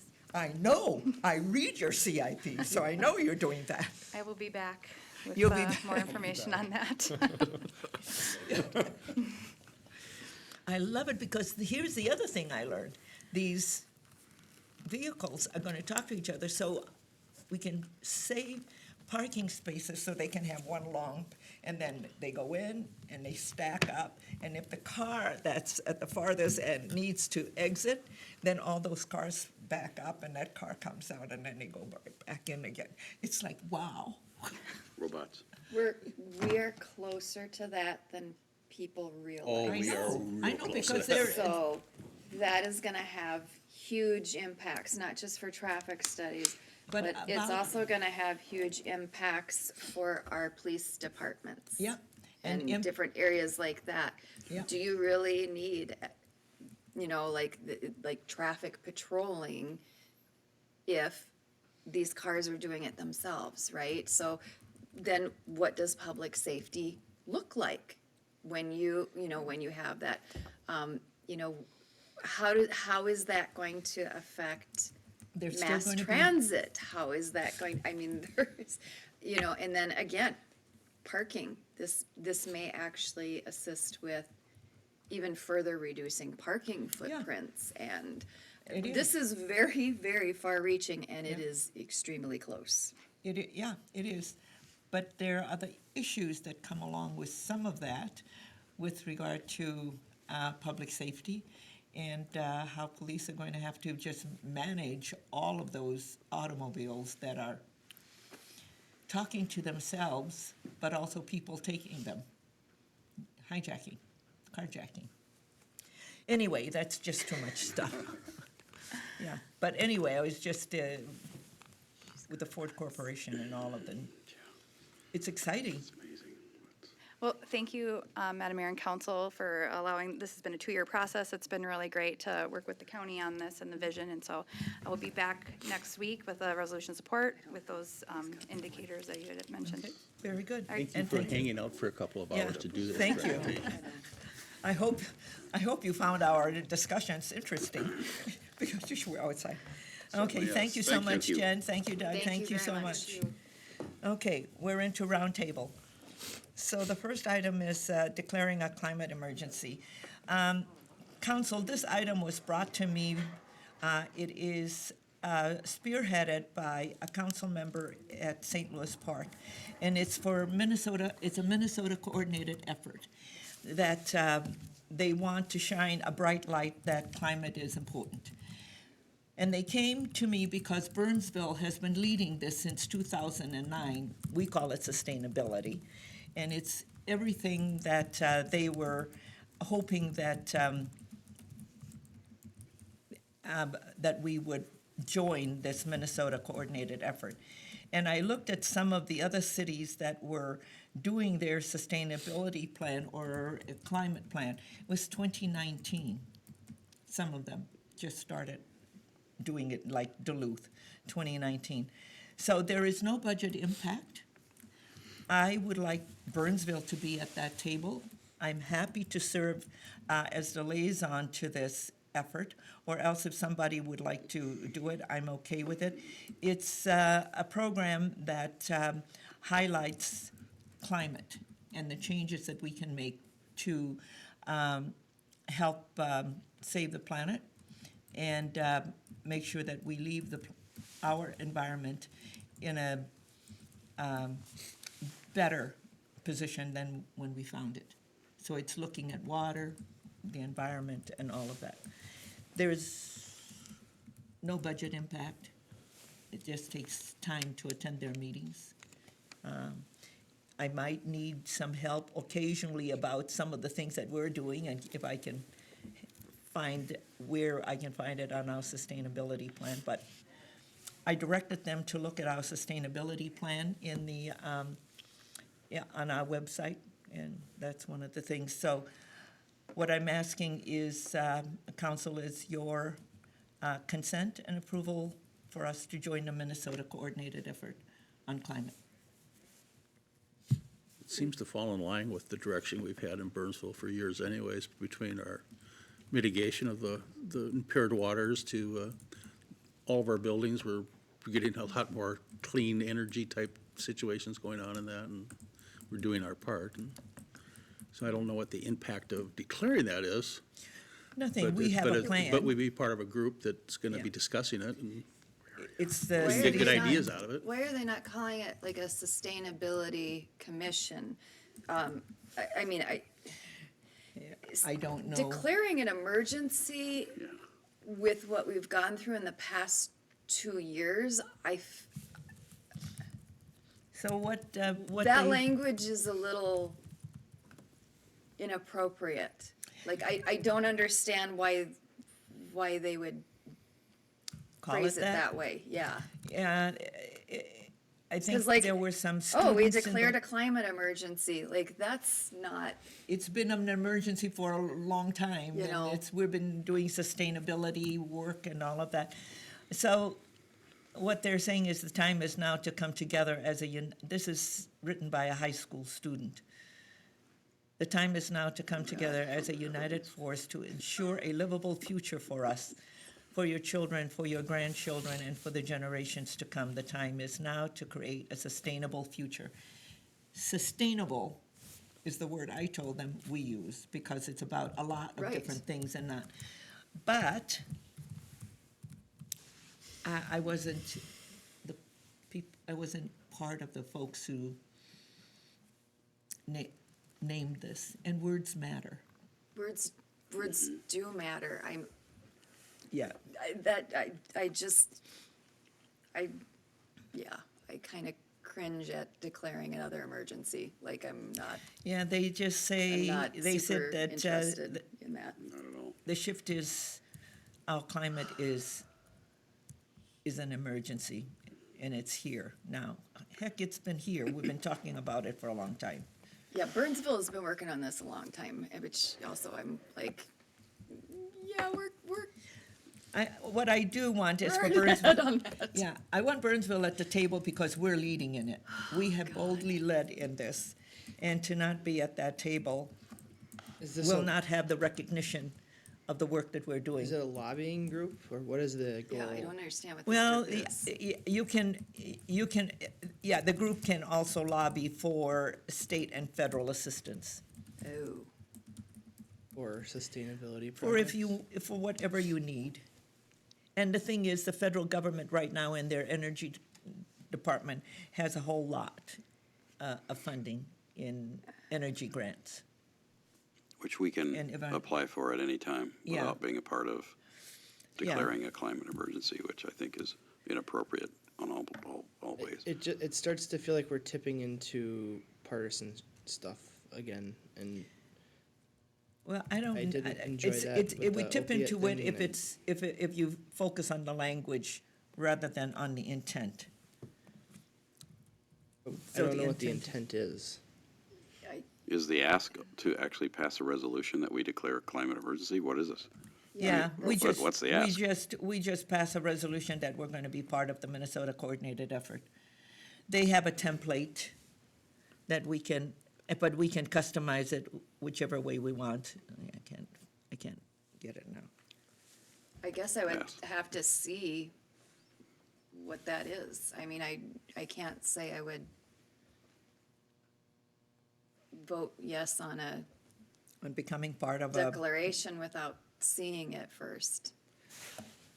And I would agree know with how we- Councilmember Workman. This is getting, I mean, the way the language is written, declare a climate emergency, gets into a very partisan subject that is not something as a nonpartisan group we need to get into, number one. And number two, we already do a great job in sustainability, and that's what we would be proud to be a part of, Yeah. or would like to be a part of, Yeah. and proud to be a part of, but not using language like that. That is highly partisan. What is this group? I guess I don't have enough information. What is this group? I found an article.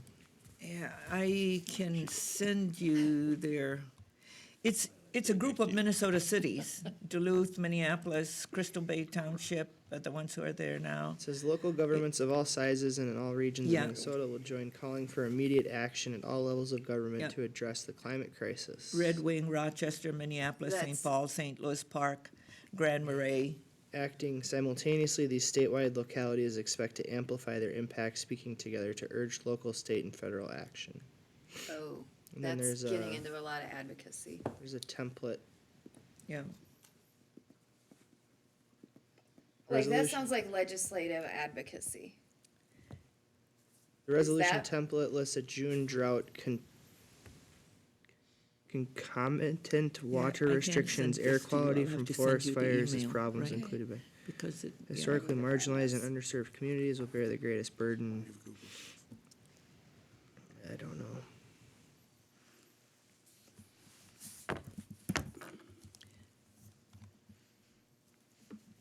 Resolution calls on Minnesota legislative and executive branches to support the efforts of the participating cities, including the provision of funds to help them develop and implement their climate action plans. Yeah, because they asked me, I said, "Hey, we funded ours.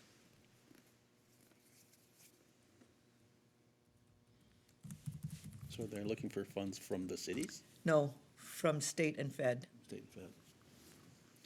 Jurisdictions that declare climate emergency will resolve to work for a just transition and climate emergency mobilization effort. This could take the form of climate action plans and sustainability committees, the implementation of best practices suggested by Green Step, and the creation of projects to take advantage of the state and federal climate action funding opportunities. Yeah, because I said that we were a Green Step City and we have accomplished all of their steps. They don't have any more steps for us to do. And they've read that about Burnsville, so.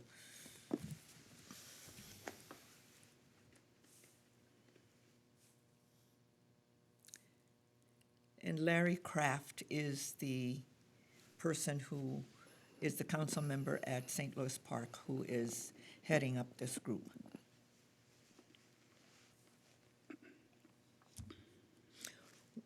Yeah, Just reading Ryan? from NPR, the goal is twofold: to share best policy practices. I think Yeah, that's what you really that's- wanted to do. yeah. And then also to increase their voice at the state level, getting more support for local efforts to curb climate change, said Yeah. Mr. Kraft.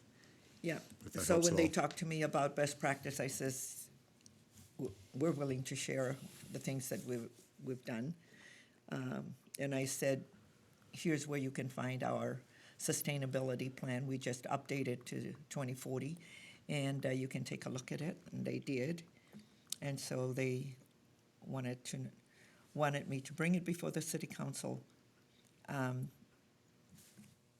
pass. I think it's a resolution that we're part of the coordinated group of Minnesota cities.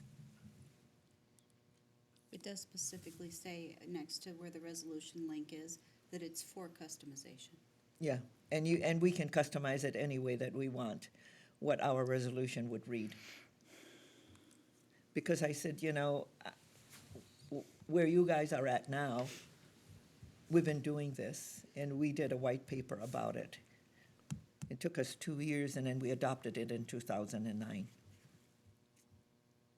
So could it be, if it's changeable, can we change what it's named then? well, we can change our resolution Yeah, to to call what it it's sustainability, or something like that. because that'll be what ours is. I mean, we all believe in that. I mean, we certainly have committed this city to that end. We actually completed all the checklists, so There's always more to do, Dan. are we joining just to speak? You could just be a guest speaker without us having to No, join something that we've already successfully done. For me, is that Burnsville has led in this space for a long time. Absolutely. And I want Burnsville to have that recognition. And so that's where that is at for me. It's about Burnsville. Heck, I don't need anything else on my plate, but, I'm willing to do it since they reached out to me but if anybody else wants to do it, I'm They have I'm a okay link. with that.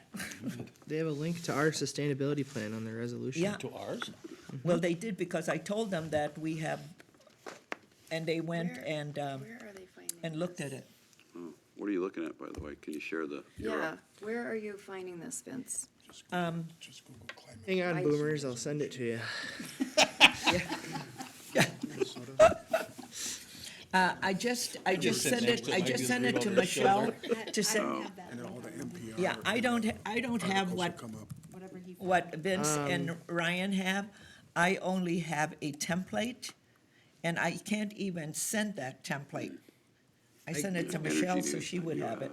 Let's see. Great I Lakes just, Snow. I Googled it and Alpha News was the first result that had it. And Alpha then News?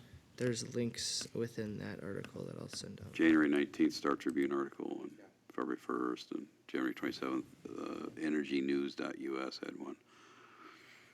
Bloomington joined, it looks like. It just says Yeah. Bloomington, Yeah. January 25th.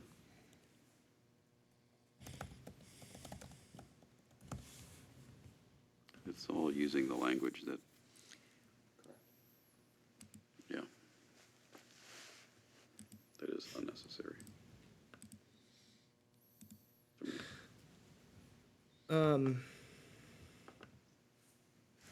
I'll reiterate again, I don't want to get us involved in any kind of partisan thing. I'm not saying that's what this is. And I wouldn't go into anything that's partisan, because when I'm here, it's about Burnsville. Right. But if suddenly this group's, But scooping up the California language energy appears policies. to be lobbying language, like this. This seems to be a group that is getting together similar to League of Cities to lobby the state legislature for specific legislation yet to be named. Yeah, I know that they want money for it, because they talked to me, I said, we funded all of ours. We didn't go looking for, well, we went for grant money when we had to do the tactics, like the geothermal. And we got that under ARA. Got those funds under ARA. This is a lengthy resolution. Yeah. If I can have some time to go through this.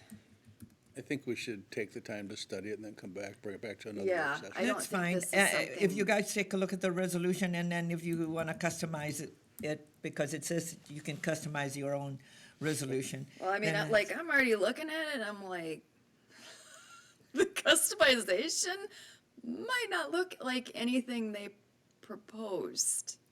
Yeah. I mean, have Well, you I can- guys read through some I of can this tell yet? you that they've been talking to me since November, and I've been slow walking it because I'm trying to understand what they want. Yeah, exactly, And, right? because that's when Larry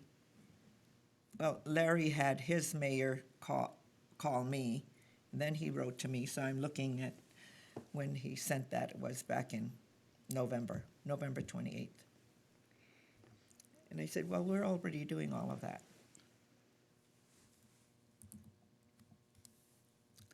Okay. You're going to take a look at the resolution, Yeah, and then I- we'll just bring it back at another meeting, okay? Yeah, I need to Yeah. look at it a little Yeah. more and, yeah. For me, it's about Burnsville, because we've been leading on this, and we've been working hard on it. And I just want Burnsville to get the recognition for the work that it has done. Okay, all right, so that's tabled until we can bring it back, okay. The next item is, this happened because of the opioid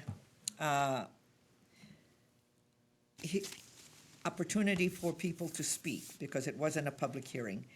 And we heard from our residents who were very frustrated because the people who spoke first were people who did not live in Burnsville. And they asked that when we have these public hearings or opportunity for people to speak, that Burnsville residents be the priority for speaking. And I would like that to happen, that Burnsville residents have the right to speak first. Well, Madam Mayor, this is entirely in your control. Like, Yeah, it's except I nice that didn't- you're chatting with us about this, but like you could have had a meeting saying, Elizabeth, how about I do this? Yes, Elizabeth, you know what I mean? But Because I this didn't really is know- your I did your not deal. know who was, and I didn't know who was in Right. queue on Zoom, and there were so many in queue. Exactly. And the only people that I saw were all of these people, and the process is I just go through the list. And I Right. think one of the things we'll do now is that we'll have one column that says, you know, Well, they're supposed to put their address on there, right? And And then they you can don't. look at the address. However, I think people should be understanding of the fact that that was, number one, an unusual meeting.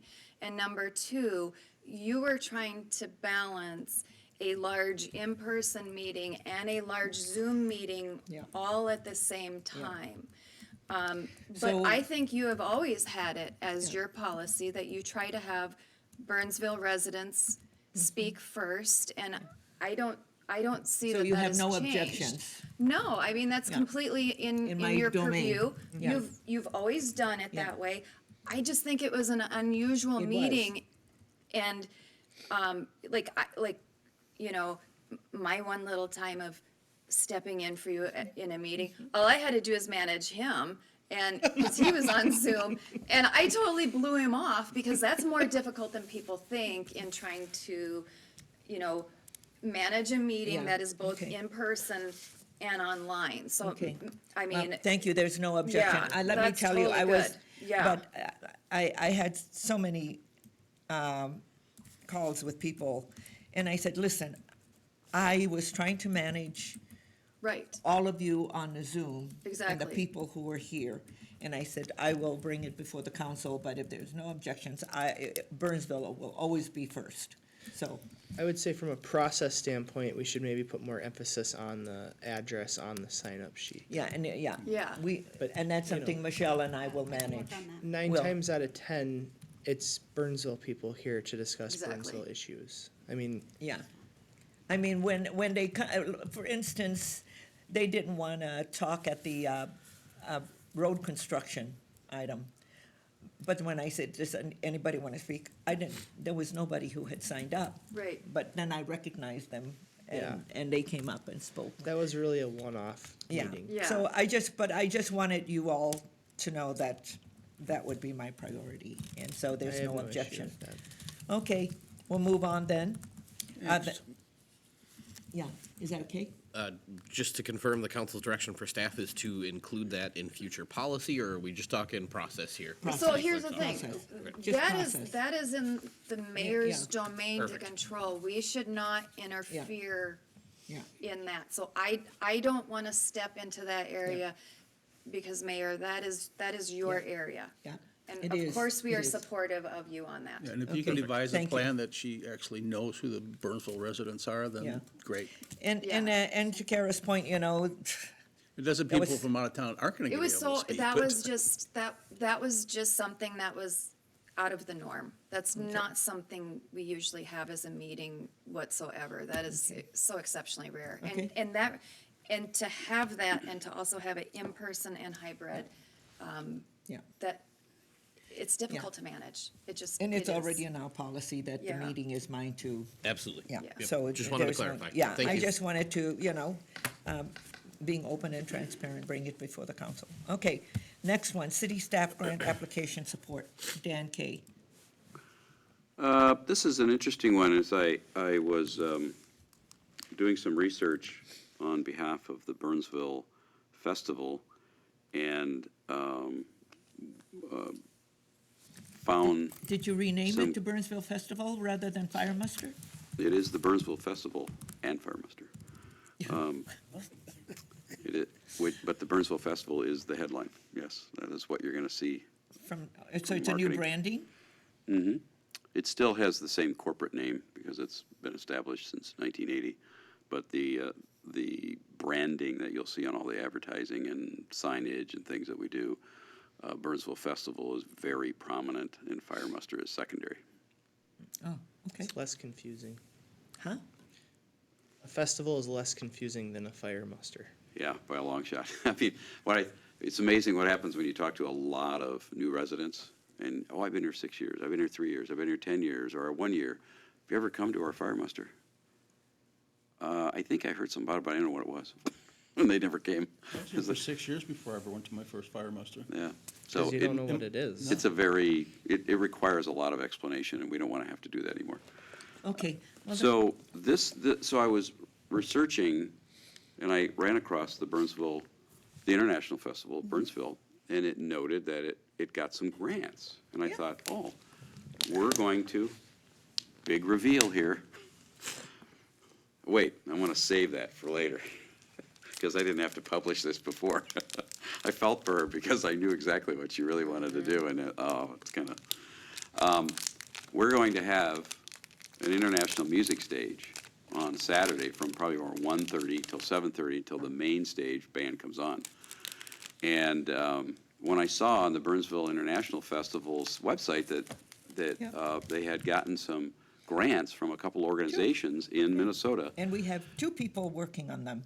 Yeah, and so I thought, well, maybe we could go after that, right? I said, well, I don't know anything about grants, so I called the Madam Mayor, and she said, yeah, we had 2 people, and I said, you know, the city is this phenomenal grant writing. We're a big, you know, obviously the International Festival and the Burnsville Festival are both highly partnering with the city. I wonder if we could get some help in that. And you had pointed out that that may be a conflict, so I approached city manager, interim city manager Greg Lindbergh, and he, I think, sent it over to our city attorney, and it came back with, you know, maybe, maybe not, depends, you know, type of thing. So I thought, well, let's have a discussion because. It wasn't that wishy-washy. It wasn't. No. I will vary. Well, yeah, it was not that wishy-washy, but it wasn't like ironclad one way or another to the degree that you know, we felt like, okay, well, let's have this discussion because these legacy festivals get so much existing support from the city with all kinds of services, staffing, et cetera. Does this kind of thing fall under that or not? And so we wanted to have the discussion, and because it's not like mission critical, right? I mean, it can get done by somebody. And you but have a lot of talent on your board, because I looked at your board and I'm thinking, Robert Timmerman used to work for the state. He knows how to read and do that. Yeah. He doesn't do grants. I talked to him. Our people at the International Festival don't do grants, but they read and then we called for technical assistance. So I wanted to have the discussion because I didn't know Art and All That Jazz had gone out for grants. I just found out that the International Festival did. Yeah. And then I learned from interim city manager Lindbergh, Too many words. Greg, Yeah, you can. that our grant writing Person. staff or person has Is gone. gone, and so we don't grant have anybody. writing is being still done, but with some outside support too. So the idea, the original concept was, okay, if the city provides all these other services, could this be one of them? And that was just the essence of the question. And then when I found out that the person left, I go, well, maybe it's not worth asking, but interim city manager Lindbergh, I'm gonna get that right, had said, well, it still may be worth having a discussion because the city still does have some grant support, opportunity. So wanted to bring it out. All legacy festivals would benefit if in fact this could be done, but it's just a point of discussion. It'd be nice because what we're doing is delineating a specific type of support that this, from what the city does, right? Like I said, there's a ton of things that the city does in partnership with the Burnsville Festival, with the Art Jazz, with International Festival, et cetera. So we would be getting into the detail of maybe there's some things that the city can do, and maybe here's some things that they can't do for reasons that Joel will probably point out. Or it could be. So here's what I was thinking. If we all believe that we need a grant writer, then it can be one of the positions in your staffing need. Well, I don't want to take the discussion outside the context of just whether the service is something that the city can support. I mean, that's a whole different discussion. I'm not looking to advocate we hire one just because we'd like some help. Is this something the city can support our legacy events with? Or is this on that other ledger of this is what the city can't do for you, right? It can do all these things, but it can't do this, right? Well, the International Festival, we have one person who works for the university, and she does the MRAC. And we have one person who works for the school district, and she does the grant for arts through a foundation. And the way that these two individuals did was that they called and asked for technical assistance in writing. So called AMRAC, and they got some technical assistance. So anybody who can read and put down what you want. But there is a learning curve. You don't just jump into it and do it. It's a pretty good learning curve. And so my question is just, and maybe we all have to do it that way, but the question isn't to you, Madam Mayor, to justify how you did it or not. The question is to our city attorney to give us a judgment call on, can the city help any of the legacy festivals with this type of support, right? Because this could be the very first time something came up where it's determined that the city can't do that, right? It can do all these other things, but this is one of the things it can't. I don't think we've ever run into, maybe you have, because you've got history with Art Jazz, working with the city, and prior fire muster board members may have asked, but I don't know of any that. You haven't had the city write your MRAC grant for you? No, we did our own MRAC grant. And actually, if you call MRAC, they'll walk you through writing a grant. Technical assistance, they'll walk you through So you it. can get it done. Right. But I wanted to say, Dan, first of all, I really like the direction the Burnsville Festival's heading. I think you guys are doing a really good job kind of reinvigorating that whole thing, and it'd be a good thing to do. I haven't reached out to a few people because I knew this was coming to our table, and I have a good friend who lives in Savage, and she's a grant writer. She wrote grants for the Boys and Girls Club for years, and she'd be willing to talk to you about coming in and maybe helping out in some way to do a grant kind of situation, and so.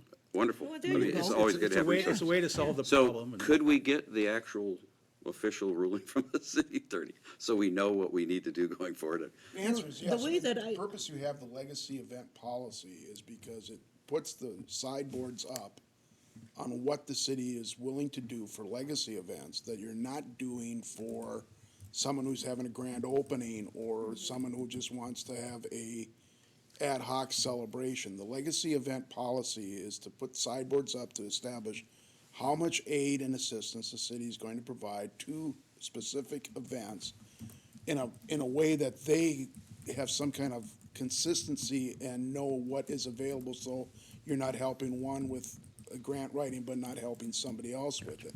So that's the kind of the history of what the policy is intended to address. Short answer is yes. My caveat was a lot of it's dependent on staff expertise and staff resources availability, and it's sort of a management decision. Do we have the capacity? Part of grant writing is identifying grants, and while many of our departments are looking at, with other conferences and things for DNR grants or deed grants or those types of things, there's nobody really with a mindset of festival grants. And that's the kind of focus and expertise that the volunteers in those festivals bring. Yeah, that's a different kind of Of grant. knowing and networking in those particular subject areas. So the short answer is that legally, yes, but there's a lot of little issues to be addressed in mechanically implementing something like that. That was sort of I maybe overstated the wishy-washy, but it was like, yes, but. There was a but in there, so I wasn't sure what all the buts would be. I think the other part of the conversation was, we would want council direction, as per the policy, should this be something that, for legacy events, the council expect it would be added. Because it in terms of currently is city not staff service. delineated in the legacy support And as from a one of public the things purpose that. perspective, I would want to be cautious, Sure. to Joel's point about making sure that we had clear direction from the council. Great. You Well, know, and I think Dan, actually. it's really not a hard thing, and here you've got somebody who. Yeah, will I write mean, a I grant. think what we're learning, number one, before this discussion even was put on the agenda, is the city doesn't have that resource. No. So even if we were to choose to do it, it's not really in a position to do it. And it's good to have, and I, A network you know, of people. depending on the outcome of this discussion, I was gonna do a search for, right, to just help. There's a And- lot of people who do write grants out there. that And I do would, ad hoc work. I would also add to Councilmember Keeley's point, I've shared with the entire council in recent updates, our staff is going to do everything that we possibly can to be strong partners across our legacy events, to That's create all the great events. experiences for the Burnsville Festival, for the International Festival, for art and all that jazz. We're excited about it. We have a new reinvigorated community engagement function and lens on our work organizationally, and we're ready to help. This one, to my conversation with Councilmember Keeley, talking with our finance department, with the city attorney, I felt like we needed a little bit more direction from the council about the specific nature of the request. But I want the council and the community to hear loud and clear from a staff perspective, we're all in. We're going to be as strong of partners on all of these legacy events as we possibly can be. And we appreciate it. And, Yeah. and, you know, obviously with all of these events, we rely heavily on the city. And in most cases, the people attending believe it's a city event, Absolutely. right? They really This is do us. believe Everybody this is thinks these ours. are all city events. Yeah. Yeah, even, right. It's about us, it's our story, it's our, yeah. Yep. Even the smallest of the four of them, the Heart of the City race, people think it's a Burnsville city Yeah. thing, right? I mean, that's, Is that going to transition, because you were thinking of transitioning it? Your heart of the city race, transitioning to something else. it being a Burnsville event rather than the Boys and Girls Club event? I think the three members of the nonprofit board have made a decision to provide funds for other nonprofits in addition to the Boys and Girls Club. So they've added some recipients, I think. But I'm not on the board, so I can't speak for it. I just heard two other charities You just mentioned. do all the work for it. Not anymore. Oh. So are we not No, having, I've been training people for the last many years. are we not So going to have a heart of the city race? Oh, absolutely. You'll have one. Oh, okay. You just have somebody else running it. Oh, yeah, exactly. And that's good. I've worked hard at putting some folks in, training them, and so, you know, a lot of things have been turned over to others over the last few years, and so it allowed me the ability to step away and spend more time on, my new opportunity with the Burnsville Festival. Okay. So Greg, what I'm hearing from you is that staff is ready, especially with our community engagement team and that lens, that staff is going to be helping all of our legacy events be successful. Absolutely. Yeah. Without a question. The thing then about a grant Specifically, writer- the grant support, right now, Yeah. we're not gonna try and ask, or we Staff don't want or- to modify our legacy contracts or agreements, whatever, the legacy support to include that. Maybe one day down the road when grant writer's back in place and we have that kind of resource, we may want to get some assistance from them, to As a maybe technical access assistant, more, yeah. But right now, I think the resources really aren't there. Yeah. And so there's no need to change our legacy Yeah, agreement. because I asked, because since Julie, and you and I talked about this, since Yep. Julie Dorshak left, I said, who writes grants? Everybody writes their own grant. Police writes their own grant, and BJ writes the grant for fire. And, He just and- wrote our most recent SAFER grant. That is Yeah, correct. he- But he knows the subject. Yeah. he's well, kind but, of a yeah, subject matter but I expert. mean, he Makes it doesn't easy have for him. anybody else in, like, in police, it's Lynn who writes for their grants. And Jenny's shop, Jenny and Regina write. Regina writes for the deed host, because that's what Certainly, many staff are are involved, all yes. involved with that. And over at Ryan's shop, it's Ryan and Jen who write that. And so, And thank you for the compliments to the Burnsville Festival Board.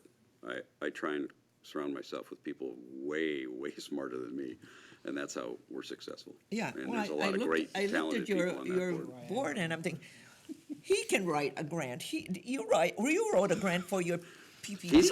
He's got mission, vision, and operation, festival layout, Just and one lots of other meeting and things they going. give you like 15 things. So that's why you don't. It's a lesson because learned. I looked at it and I said, He missed the January meeting, so I signed him two he major wrote for a projects. grant here, so it's like, well, he knows how to write for a I'm grant. sorry, Councilmember Workman, He's I was bored laughing at with home. you. There's nothing going on at home, right, at work. Very used to it. Okay, so now that's settled, can we move on then?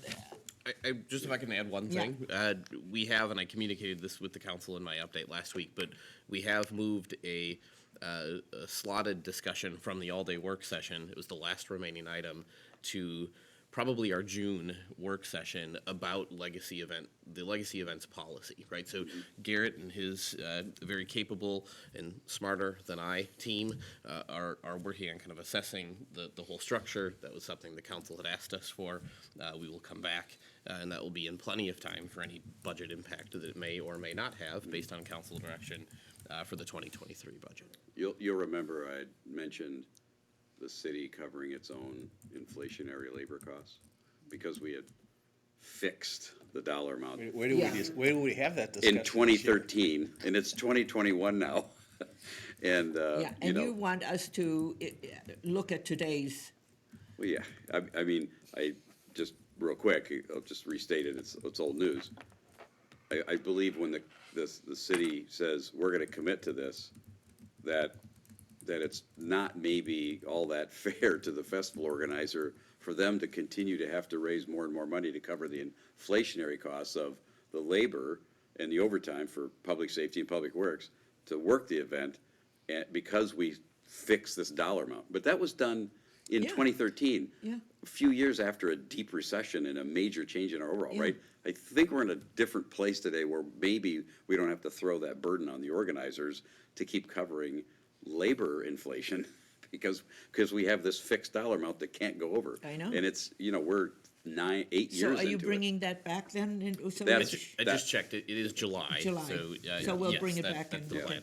And again, the staff Yeah, then- approach to it is all about So once we strong make that partnership. change, let's make sure we activated the new year, because then our festival would be done. The only one that would be left is yours. Yeah, so you're, and I think we ought to do it, for this year. And the impact, right? If it keeps going up, then you just try to go, well, can we reduce, the public safety presence so we can start getting, and not going over. But you don't want to do that where you have a large crowd. You want to have the right amount of I public just safety have a lot there, yeah, more right? money to raise this time around. Yeah, you're just And I've forced to, already started, so raise. we've already got some money already coming in. Congratulations. Yeah, So do thank we. you. We're- Yeah. You gotta start early. You do. Like last October. Okay, all right. Are we moving on then? Okay.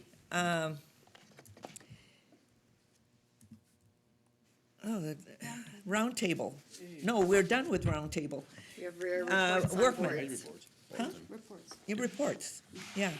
Well, I wasn't gonna say this tonight, but the Burnsville Fire Muster has rebranded. Okay. What's the name? We lost the Burnsville audience an hour ago, I'm sure. The family all left I us. think Jennifer. We put him to sleep. I don't have any updates. Dan kinda stole my thunder, but, it's our thunder now, so. That's right, it's a partnership thunder. That's, Rolling thunder. That's all I have. Yeah, Carissa is the one who, yeah, What? she's stealing her thunder with her.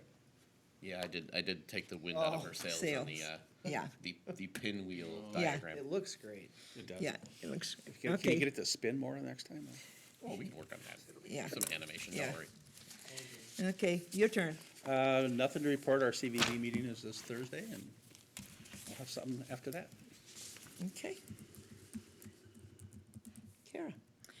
So I do have something to report on the latest Dakota, or I'm sorry, Dakota broadband meeting. I have been able to previously report some good progress. I felt that we were moving in a direction that could resolve some of the issues that different cities, including Burnsville, were bringing forward. But unfortunately, I have not good news to report from the last meeting.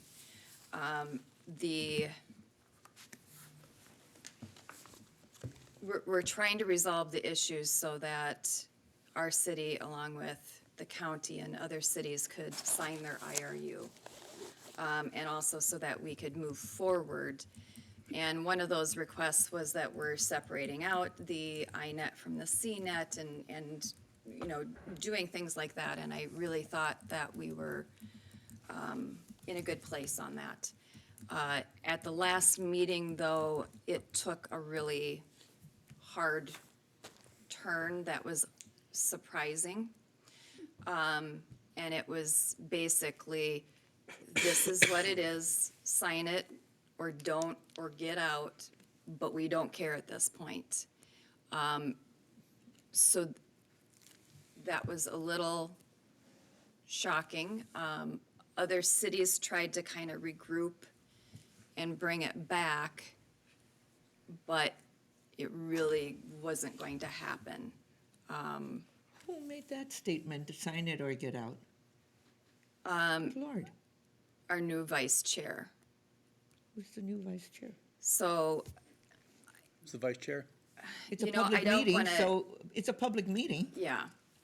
And, you know, and there were other cities who were also feeling, okay, we've discussed this enough, you know, now is the time. Like, we need to just push forward, push forward.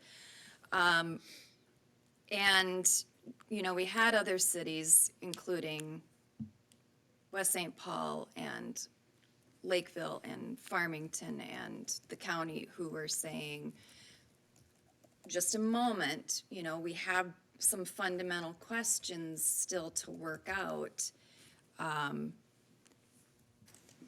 But that line of discussion was really shut down, and it was shut down pretty harshly.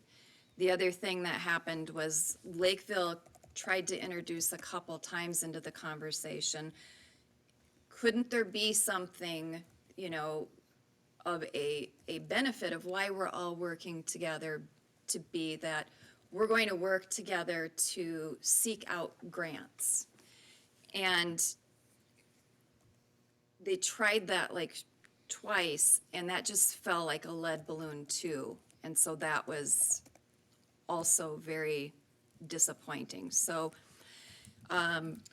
the INET and the CNET do not appear that they will be separated. The tentative solution was to come up with a list of subcategories on the CNET that you could individually agree to or not agree to, but it got extremely complex, and no one was really happy with that and didn't feel that it felt it added a level of complexity without addressing any of the issues by any of the cities. So I don't know what to say.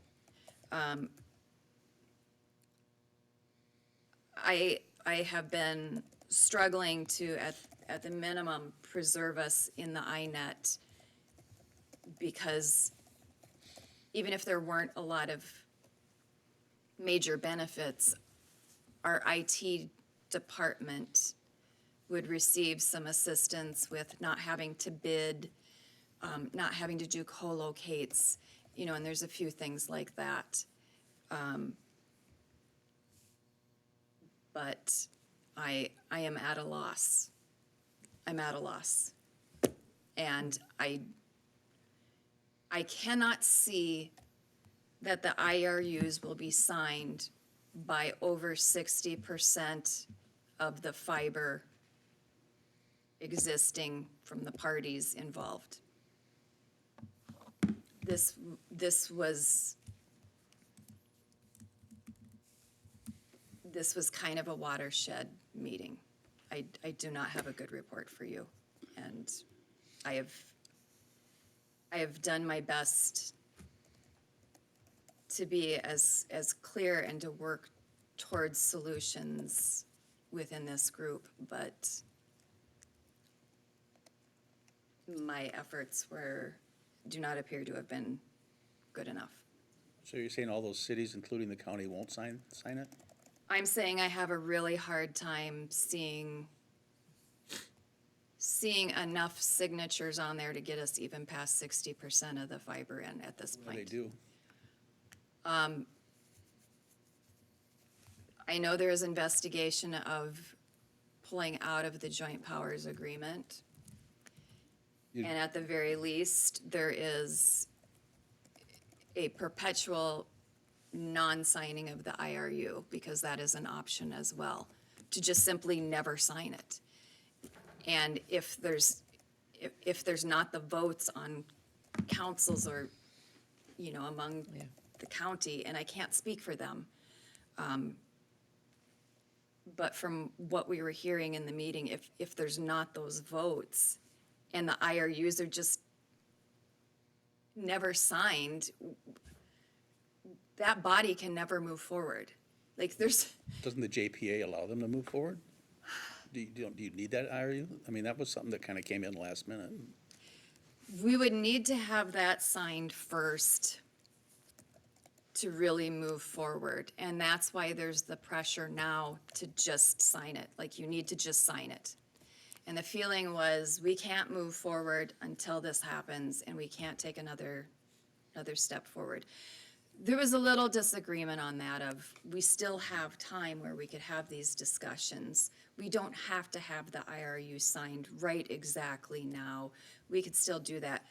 But that was not, and that was not what I put forward, but that was not a well-received. I know we had that discussion when I was there, that the IRU is, maybe it shouldn't even come up because the JPA actually covered everything anyways.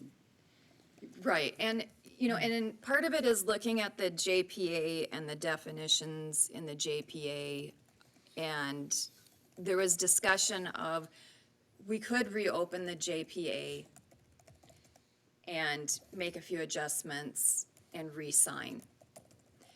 And that looked like it might be under serious of consideration, because in the last couple meetings, a lot of the conversation has revolved around benefit. You know, what is your city's benefit, or what is the county's benefit? And at times when cities were articulating what their benefit was, then the conversation was clarification that, well, that's not what this does, and you're not going to receive that benefit.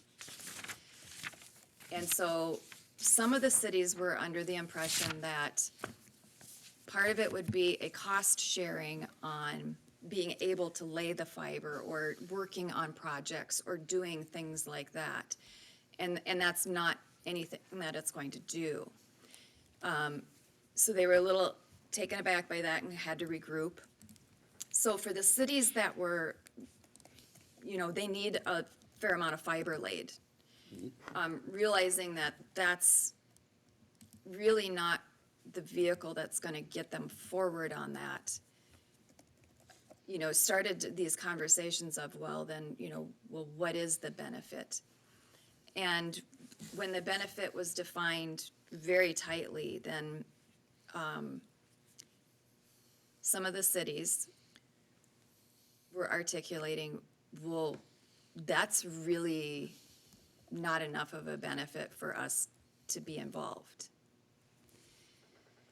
So that's why we were trying to get to these conversations of what would be a benefit. Like, if we all were working together, what would be a benefit?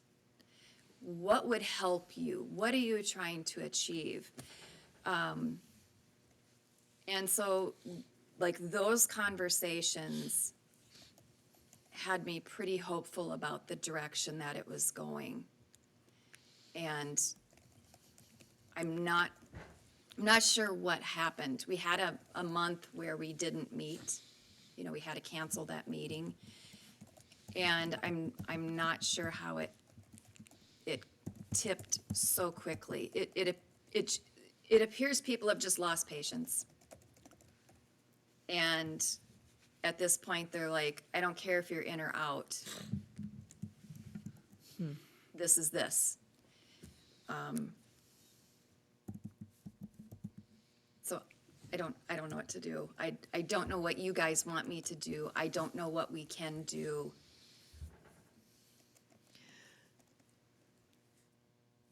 And I'm sorry to bring that kind of a report.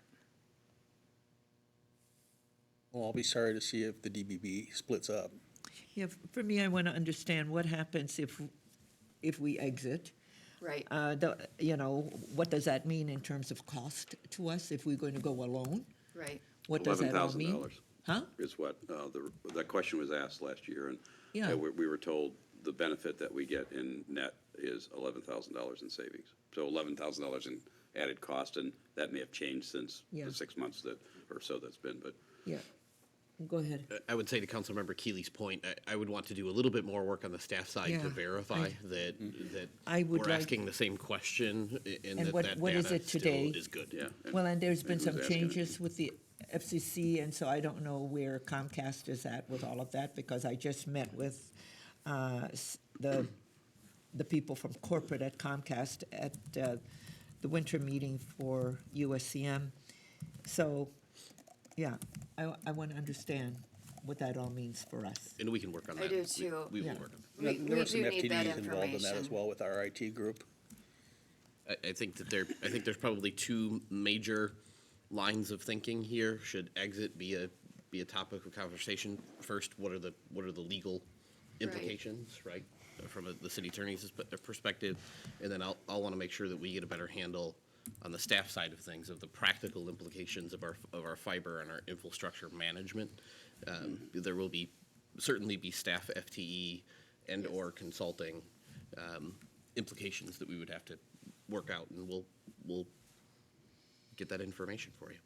Yeah, that would An be good. observation I made in reading your minutes when Kara asked what the process would be to withdraw from the DBB. DBB council indicated that the process is defined in the JPA, but recommended that you talk with our own legal counsel. Oh, is that in the minutes? Yep. Are you reading the minutes? That was from your February 9th meeting. Right. Minutes from your previous meeting. Yes. Did you send that out? I was just on the DBB website. Oh, Yes, okay. it's in the DBB meeting. Because we I were don't- asking, okay, well, what do we need to do to change the JPA? What is that process? if people leave the JPA, what is that process? What does that entail? With the IRU, you know, are we narrowing down on that? You know, where are we at with that? If we open or don't open the JPA. So I was asking questions on the different processes, and most of the responses were consult your own attorney. So it was like, well, okay. Well, I know there's some sort of exit strategy in the JPA, and you gotta be in it for a while, even after you're gone, you're gonna be paying dues. It says 18 months is the exit. Yep. So you'll be paying Yeah. dues for 18 months, whether you're part of it or not. Yeah, I just want to, I mean, that's.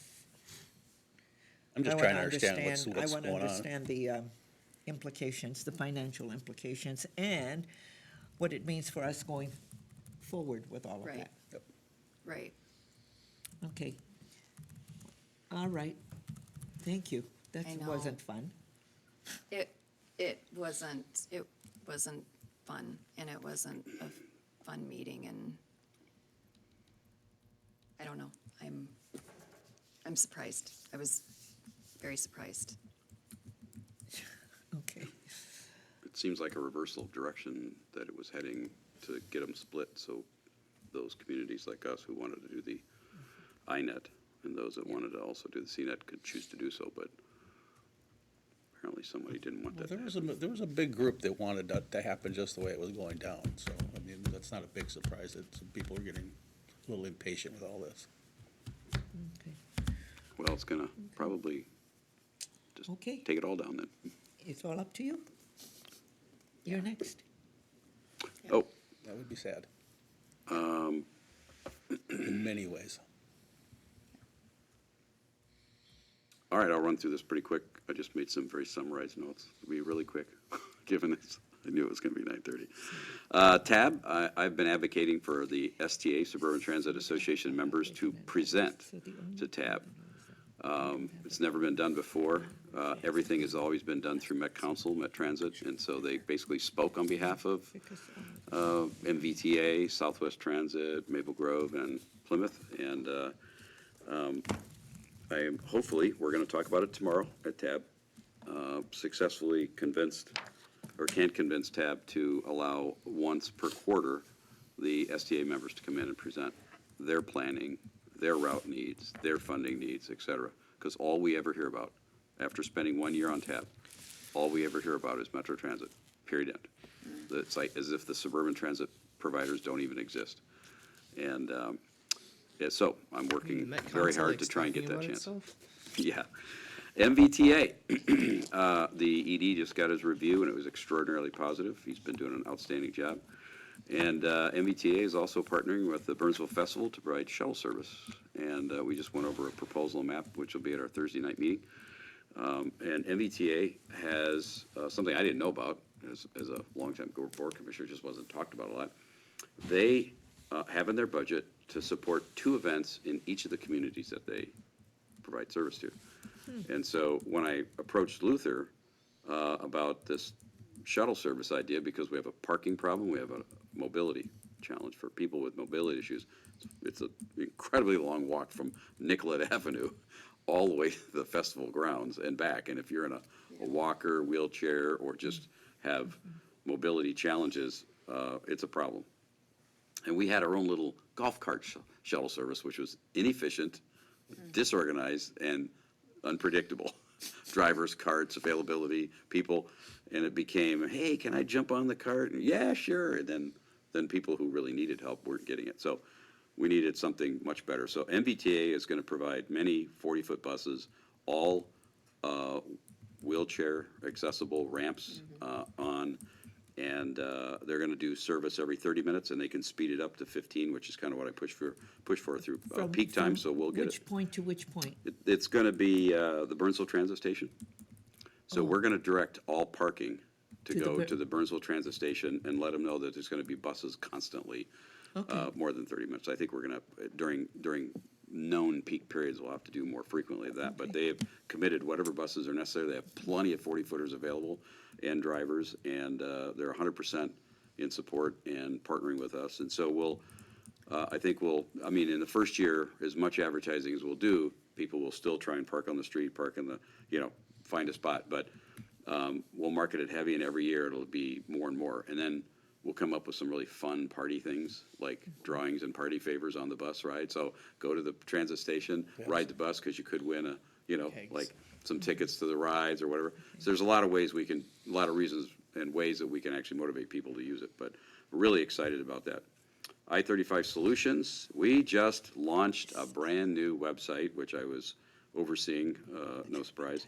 I think it's been 20-plus years the existing website's been up, really dated. It just, I got a notice, actually maybe sometime in this meeting, during this meeting, that it went live. So very happy. So your new website, new... I-35 Solutions has a brand-new website. And I don't want to steal any thunder from our liaison, but the Burnsville Festival brand-new website is ready to go live. I've got to proof it, and we've got to run through some testing, but we are taking all of the forms. I'm gonna give him my information so he can get my reports. Right. Well, the website is, Recording, so I can just the watch it the back. website is my personal project. You're gonna have all the time, and I'm trying to give you more projects, And so I have you so can. much free time. It's I know, so much, there's nothing going on at home. I want you to notice that he's packed up everything, Yeah, Me too. yeah. and we have a 10 o'clock adjournment. So, Great, Dan. I'm gonna start my car. Oh my God. Let him finish. STA, we had our legislative breakfast, had a great attendance. Unfortunately, our three local senator and representatives were not present. I did text Jess and Kayla, and they responded to saying it wasn't on my calendar, I'm sorry. And so we recognize that when session starts, things get a little hectic, and calendars by their LAs or whoever helps them make sure they're scheduled didn't get through. So they're really good advocates of MBTA and the STA, so I was hoping that they could join. But we had a really good session with all legislators that were present. NLC TIS, new subcommittee this year. The drone committee has shifted into a new integrated governmental committee, which I'm on. We had our first meeting last week. And then the MnDOT NASA workshop or project and committee had its fourth 4-hour workshop on governance, process, policies, priorities, challenges, and opportunities last week. So I'm looking forward to the actual final document and proposal, because it's been a grind going through this level of detail. It's really something that staff does all the time and is very good at. And this is a very staff-heavy committee. I'm one of only a few elected that are represented on it, but that's it. Okay. Greg and I attended our Burnsville Savage coordinated group and introduced Greg to the folks from Savage, and then we had reports. The Minnesota River Quadrant update, they were interested in the KMM and the BSLI and the freeway and what's going on down there, because, they're part of our partnership, and they just want to know what's going on with KMM, what's happening so far with the mining, and BSLI with their letter of need, and then, of course, freeway. Freeway is freeway. And then we talked about Highway 13 in Scott County extending their sales tax for Quinton and 13, because, your sales tax has to be identified for a particular project, and then so they're going back to get an extension of their sales tax to pay for Quinton and 13 intersection. And then we reported on the Fire Station 1, and then we talked about semi-parking challenges, both in Savage and in Burnsville. And that we talked to them about our staff identifying where these people can go and park their semis. And then they wanted, then we gave an update on the Center Village and where that's going. They were very interested in finding out what's going on. Housing is a big deal at the legislature.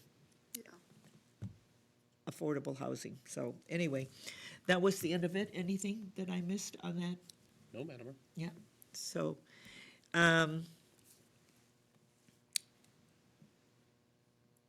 Metro Cities, nothing there. And our Burnsville Community Foundation is going to come before us and present the check. And you all saw the email from Skip that they're not going to be able to, well, Skip's email to Garrett and Garrett's email to us.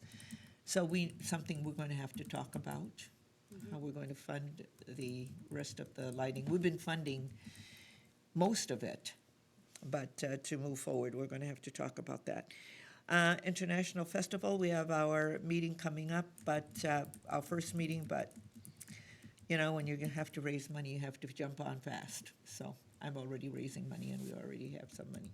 So I have to keep doing that, phone calls. So anyway, that's all I have. And yeah, had a U.S. Conference of Mayors. Lots of things that have to do with small business and entrepreneurship. So I chaired and facilitated 2 sessions on that. And the 3rd session was on culture. Okay, anybody, anything else? Greg, anything else? Nothing. Joel, anything? Michelle? Okay, and we have our new, I think, when was it that we're not, our council meeting is light and we're going to have a. The March 8th regular city council meeting has been canceled. It will Canceled. be replaced by a special work session. That'll be the budget. first budget Yeah. conversation. We'll actually be downstairs. It'll be televised. I highlighted this in my update to you this last week, but be televised. Public is welcome. It will be advertised, but we just want to create a little bit more space for all of the leadership team to participate in these budget conversations. So budget season is now perpetual. Budget season is now perpetual. Yeah. And we all owe our finance staff another debt of gratitude in that they will be in the midst of audit and budget now at the same time. Yeah, Yeah. they're loving that. No need to do a 2-year budget if you're always in budget anyway. It's always, That's what I'm kind of thinking. it's just always. Yeah, we're always at By annual budget. legislative So the session. only other thing I just told, this was really a nice piece that staff put together. I said the only thing that was missing was our values. We're still on TV. They talked about it, but it's not. Yeah, we'll make sure that Yeah. gets updated. One other scheduling note for the council, we are planning a special closed session Yeah. with legal counsel following the February 22nd. I don't think we're adjourned yet. Council meeting. Huh? I don't think we're adjourned yet, are we? No, we're Oh, not, because he's all right, giving all his right. Oh, you're giving an upcoming. update, okay. Yeah. No, we're not adjourned. So Okay, that's February 22nd. Yep, immediately Yeah, following the dog. regular council meeting. okay. Are we good now? I'm good. You're good? All right, I with think that, everyone else is good too. yeah, with that, we stand adjourned by acclamation. Okay, good. Thank you. Sorry.